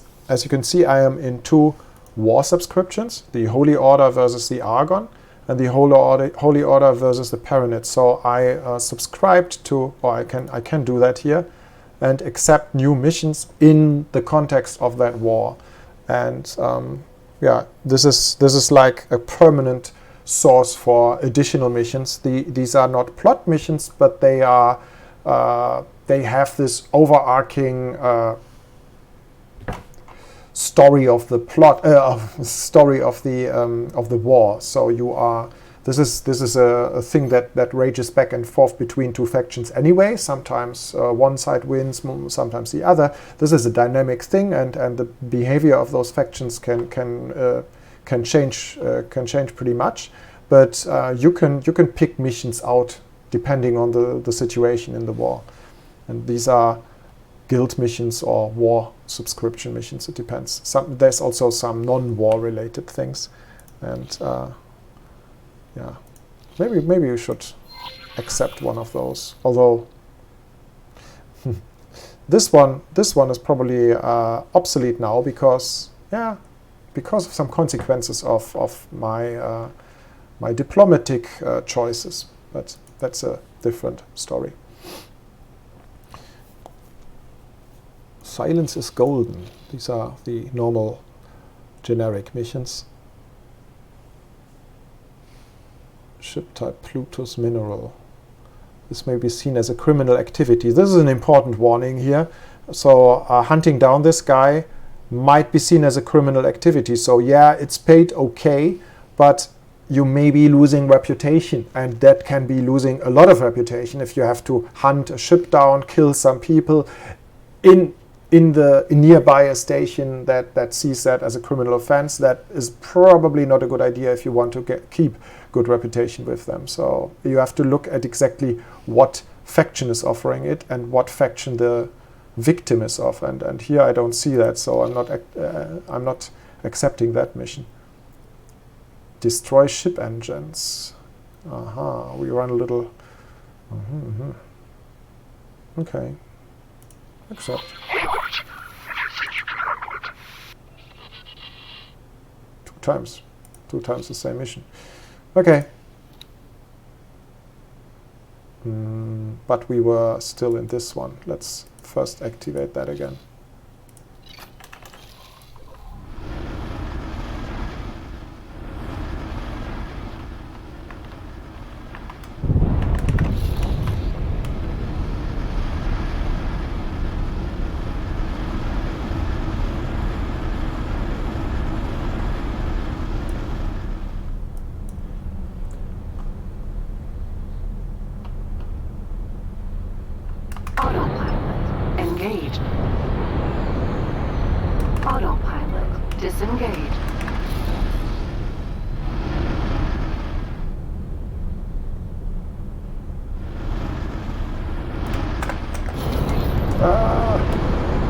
Ship is a bit sluggish. I should upgrade. Let's have a look.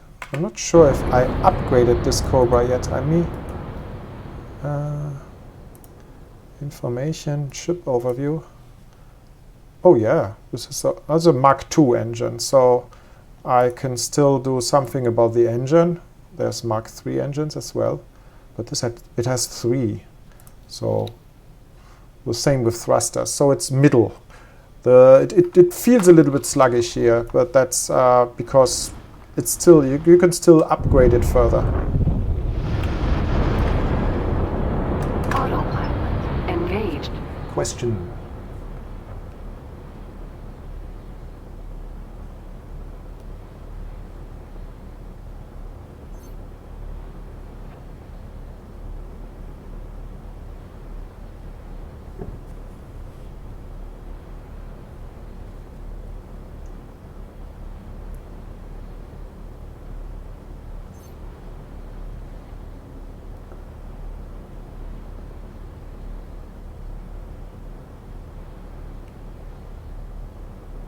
Somebody's asking how to get, this was on YouTube, I believe.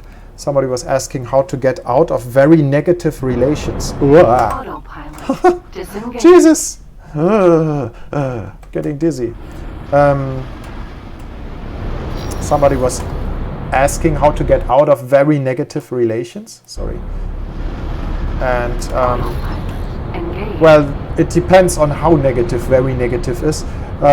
Usually, as long as you are better than -25 or 21, I think, I had this problem with Zyard Patriarchy in that split game start I was using. I think you start off with -20. And -20 means they are they hunt you down because you usually are in a military ship and they see you as a military threat, but they leave your trading ships alone as long as they are not military. And when you but my reputation went further down because I didn't do anything to raise it. And eventually you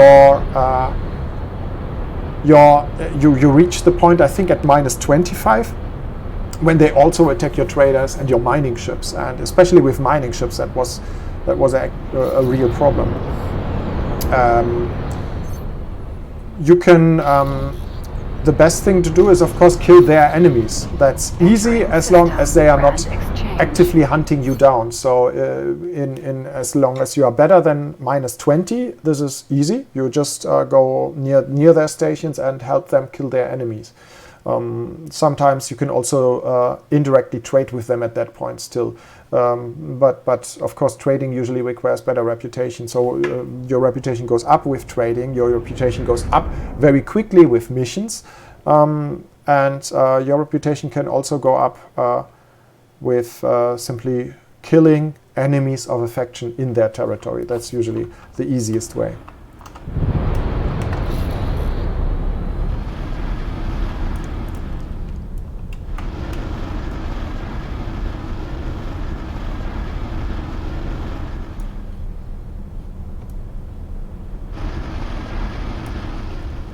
More questions.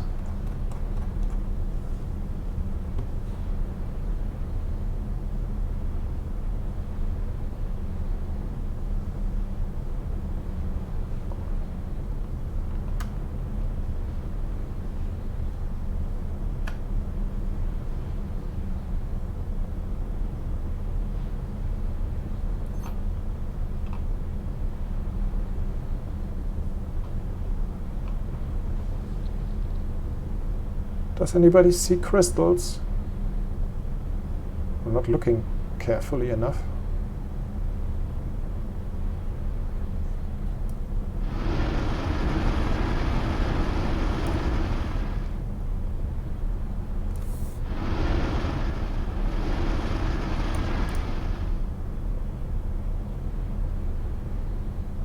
Of course, when you normally play, you are never only doing one thing at a time. What usually when I'm playing missions on the longer flights like this one, I'm also managing my universe. It's a little bit hard to do while also talking and reading questions, but what I didn't do for a while here and what I should probably be doing is looking after my miner ships. For example, I have this Pyramid miner. See, it's full of Nividium, and I wasn't selling it because this guy is not able to do fully automatic mining yet. He's doing manual mining. So let's have a look maybe how good the pilot is by now. He's still really bad.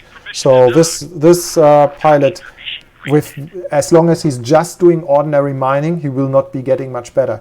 But I can put another pilot that is doing much more dangerous things into that ship. So that's a much quicker way to get a good pilot. You're not really betting on this pilot of the mining ship getting much better just by doing ordinary back and forth mining. Take a pilot who's doing exploration, take a pilot who's doing some fight missions for you, or a pilot that you are sending on venture missions into other universes. If they survive, they will be getting better much quicker. Of course, in addition, you can also use those where are they? Seminars here, basic seminar, and you can apply them to individual pilots and make them even better.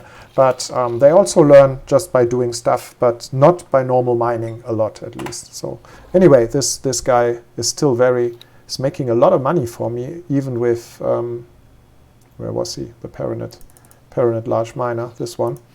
And he has a cargo hold full of Nividium, so I just filter for Nividium. Clicking down here, this activates the filter. That you see all the other wares are now grayed out, and if I zoom out, you see offers. Oh, I enabled a little bit too much stuff before. You see some stations are buying Nividium somewhere, so I'm selling them everything. Go and do that, and go afterwards back to where you are and do some more.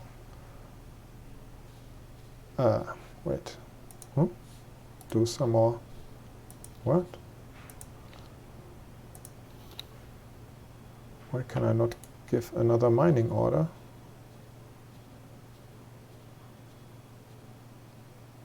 There's no Nividium here anymore. Nowhere? Nowhere? Ah. Here is. Okay. Yeah, I have to do some new exploration. You see, I placed a couple of resource probes here already before, but on the search for Nividium. There's another big miner that was making me money. The Argon large miner, this one. He has a better pilot. This guy.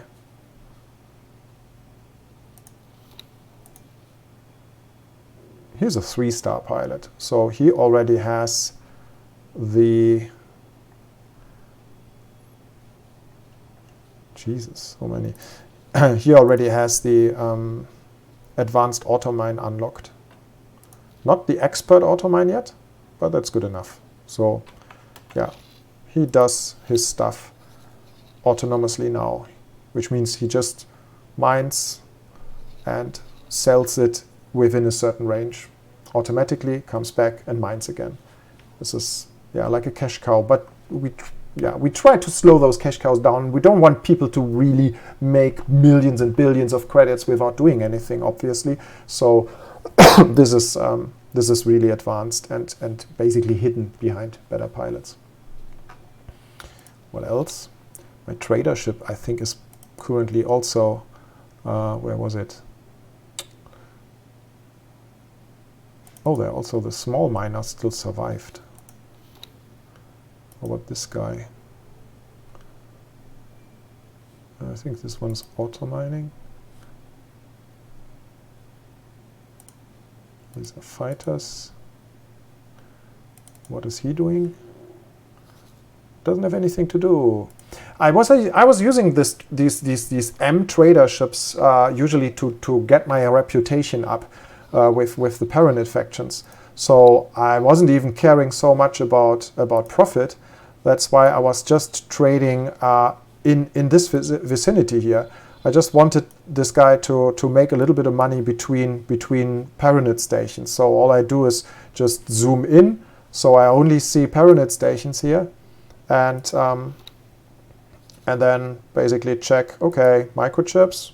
Yeah, here. That's not a lot of profit. Obviously, you could make a lot more profit with other things in a further distance, but just buying some microchips here and selling them here. And repeat. And repeat.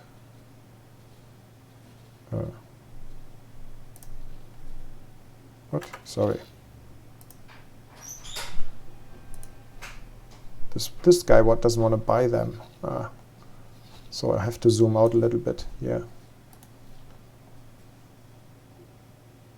What did I do? No. These microchips should be sold here.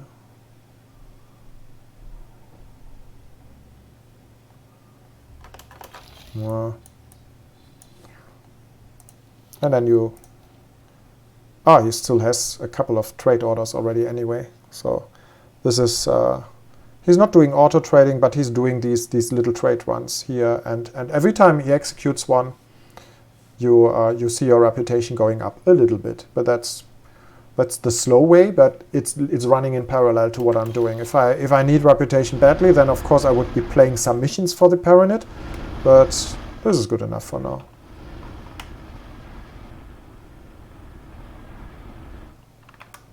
Docking granted. Hilfe. Wrong way around. The ship is really sluggish at the moment.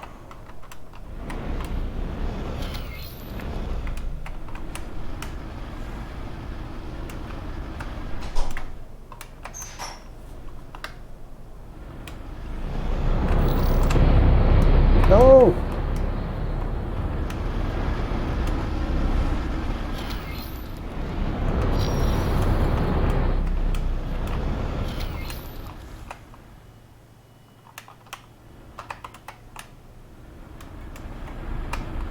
I need Mark III thrusters on this ship.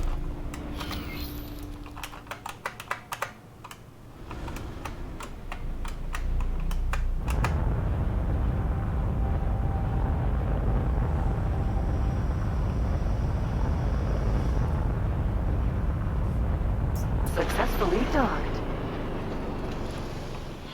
It's an honor to have you aboard. Hello. Cobra.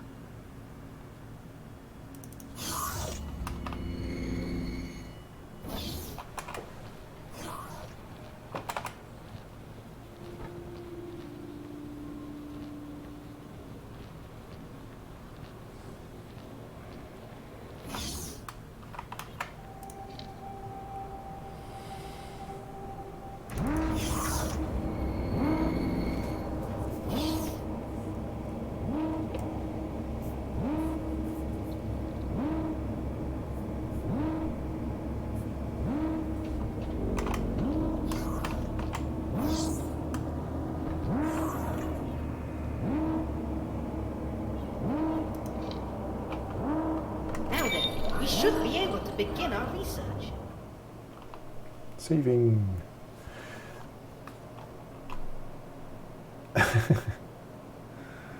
Well, yeah, the split speak interesting. They have an accent.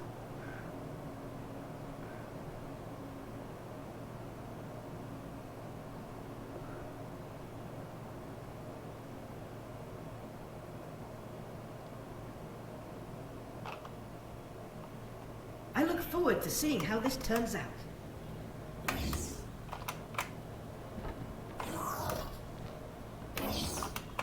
Oh, let's have a look at the research menu now. So this is the chassis. I don't know how to pronounce this in English. Chassis mod. The main part of the ship. And this is now progressing.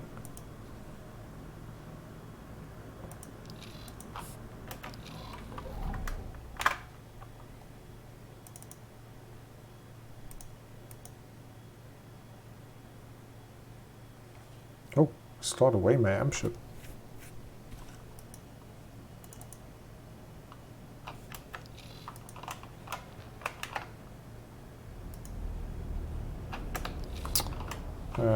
Let's go to the dock.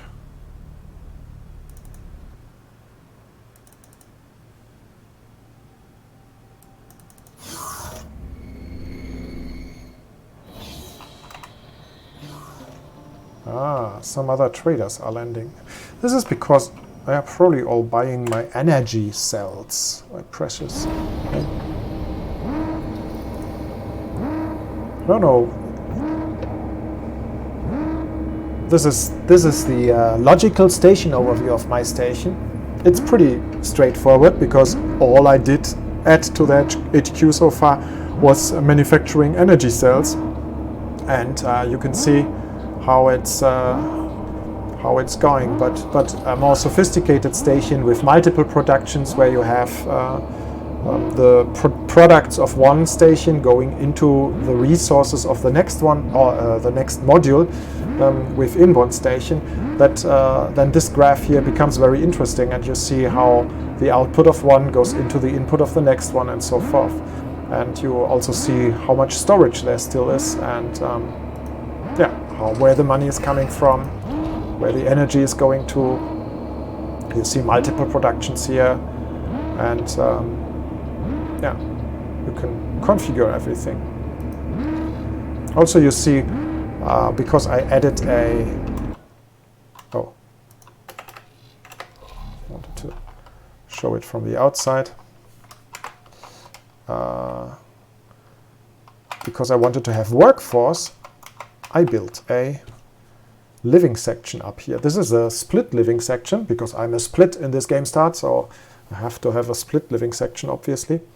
And the blueprints for living sections are very expensive because they actually make you a lot of money because they improve your efficiency. If it takes a lot of time, and probably not everybody cares for that, but it's a way to make a lot of more money with production, and but it takes time to have that amount of workforce. That's what this menu was.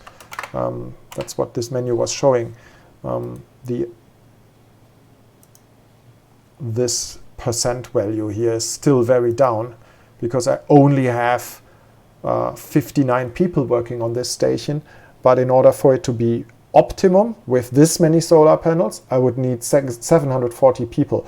So this takes a lot of time, and I cannot even fit them all in one living section. So I have to have more if I want to get to 100%. So that's a big investment. The main investment, though, is mainly the blueprints. The blueprints for living sections are expensive. That's why I didn't buy it. I actually hacked a station. Maybe I can show that.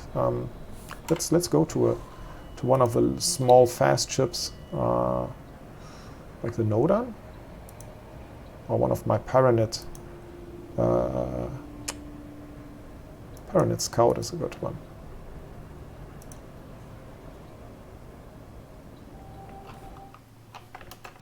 Entering system. Second contact.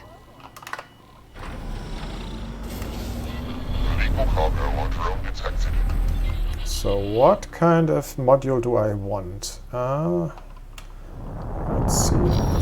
Argon defense platform. A defense platform. Yeah, that's maybe not a bad idea. Let's see. So flying,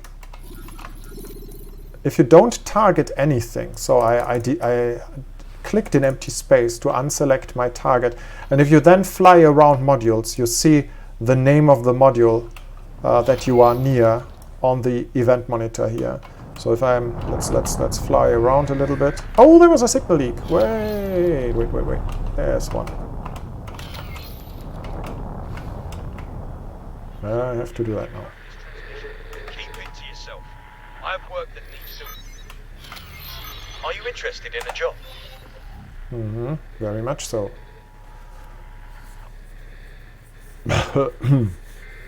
No. No. Boarding. That's I'm advanced, but not that advanced. I didn't focus much on boarding yet. This is, of course, it's tempting. Would have to get Marines. Would have to get Marines on one or two ships. You have to train them. It takes time, and I haven't done that yet. So this is something for me for later in the game. But it's tempting because these kind of ships, to get them for free, is of course very attractive. Yeah, but I'm not doing that. Anyway, let's look again at the different modules. Those are all defense platform modules here. Let's do that with a normal station. Oh. What did I do?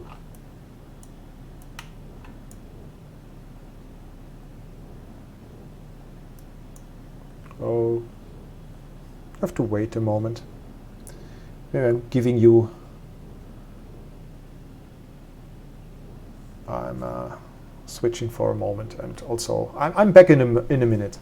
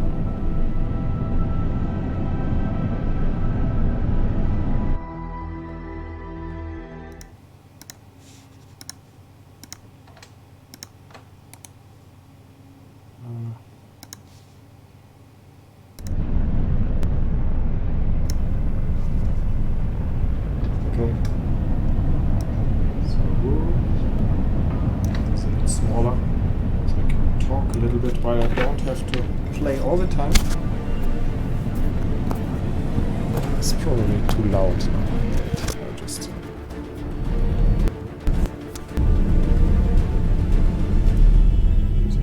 less loud.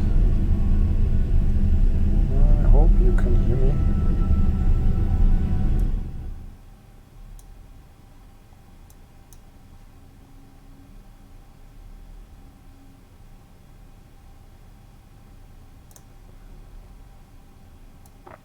Like this.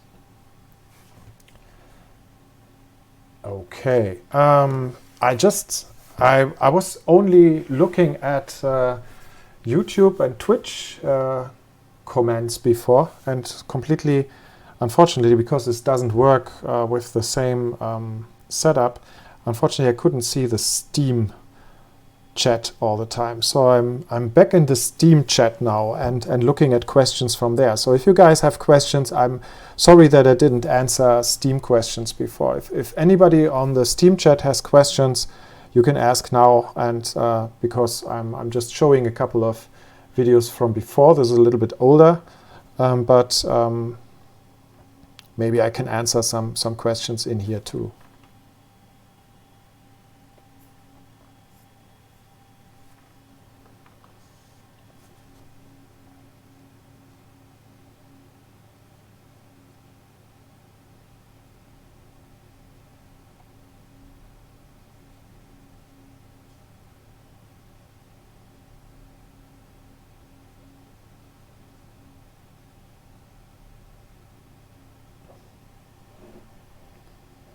How many ships is many new ships? Well, I do not know the exact number, honestly, but it's the same, it's similar with like with the other factions. You have all of those types that a fully functional faction needs, and the Split DLC has 2 factions, but both with split ships. So they have variations, but they are.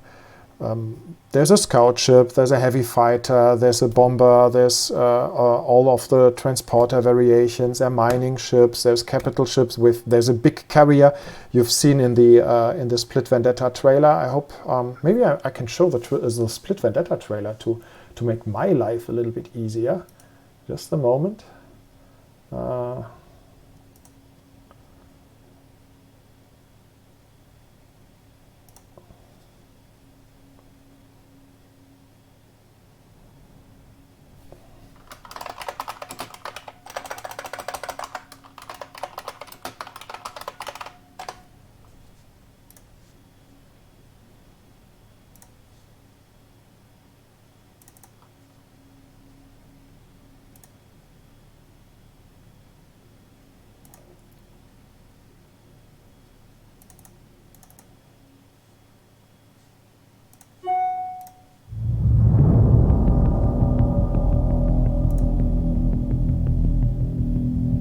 In case you haven't seen it, this is actually more than just the trailer. This is now the new material, all new material from Split Vendetta, and it shows also some really cool scenes from the new Split carrier. There's lots of big battleships from the Split and much bigger carrier than any other race has. So yeah, this answers this question. Let's see questions.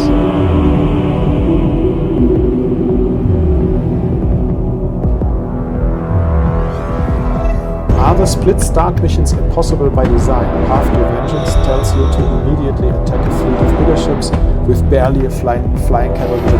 Yes, they are not impossible, of course, but they are endgame missions, yes. And the idea is just to give you a mission in that sense that you have something to do towards the end of the game, something to strive for while you do all of those other things. It's not a mission that you will immediately do. It's something that you can do after a few days of playing something else.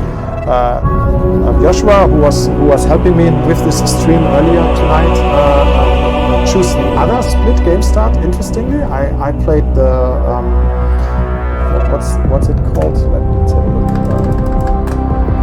I I played the Fires of Defeat game start, and Joshua Spear of the Patriarch. So he was on the side of the Zyard faction. And this is too loud here.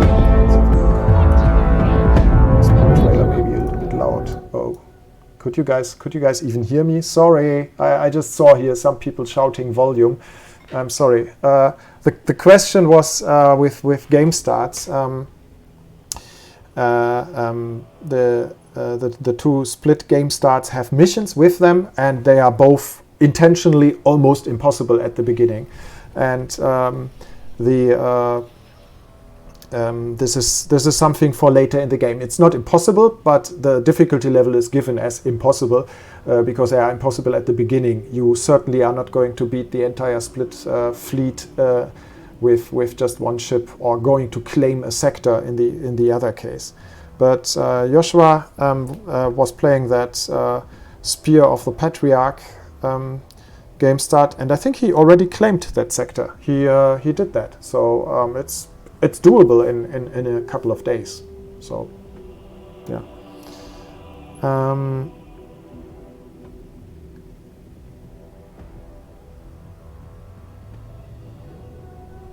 Any Egosoft tech support online? Having Steam version problem? DLCs not appearing for account. Write an email, please. Write to info@egosoft.com. The fastest way is go to our forums. Obviously, the main, the best place to get tech support, our forums and email. Forum at forum.egosoft.com. There's a support section there, and a lot of helpful people that may be able to help you directly. If that doesn't work, write to info@egosoft.com. Hola, compañero. What? Sorry, I don't speak Spanish.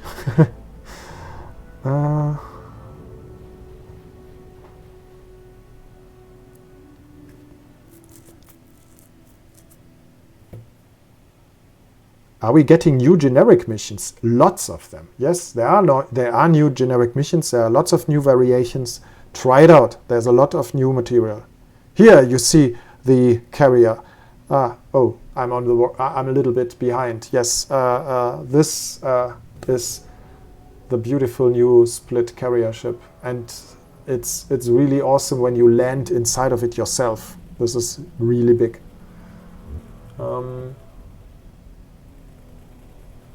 Greetings to Bavaria. Hello.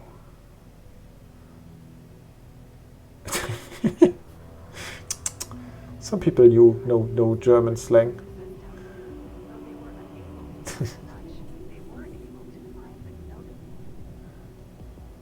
What's this? Twitch.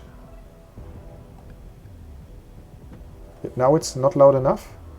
Before it was too loud. Now it's not loud enough. It's hard for me to judge because I'm not only hearing the game sound normally. Sorry for that.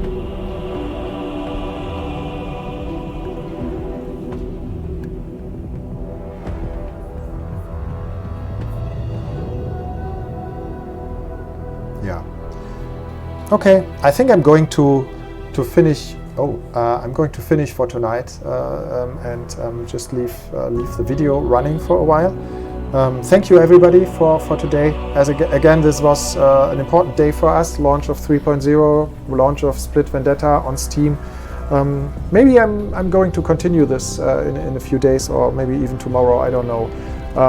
It's fun. It's definitely fun to play myself. But yeah, I will see if I also get to stream this online.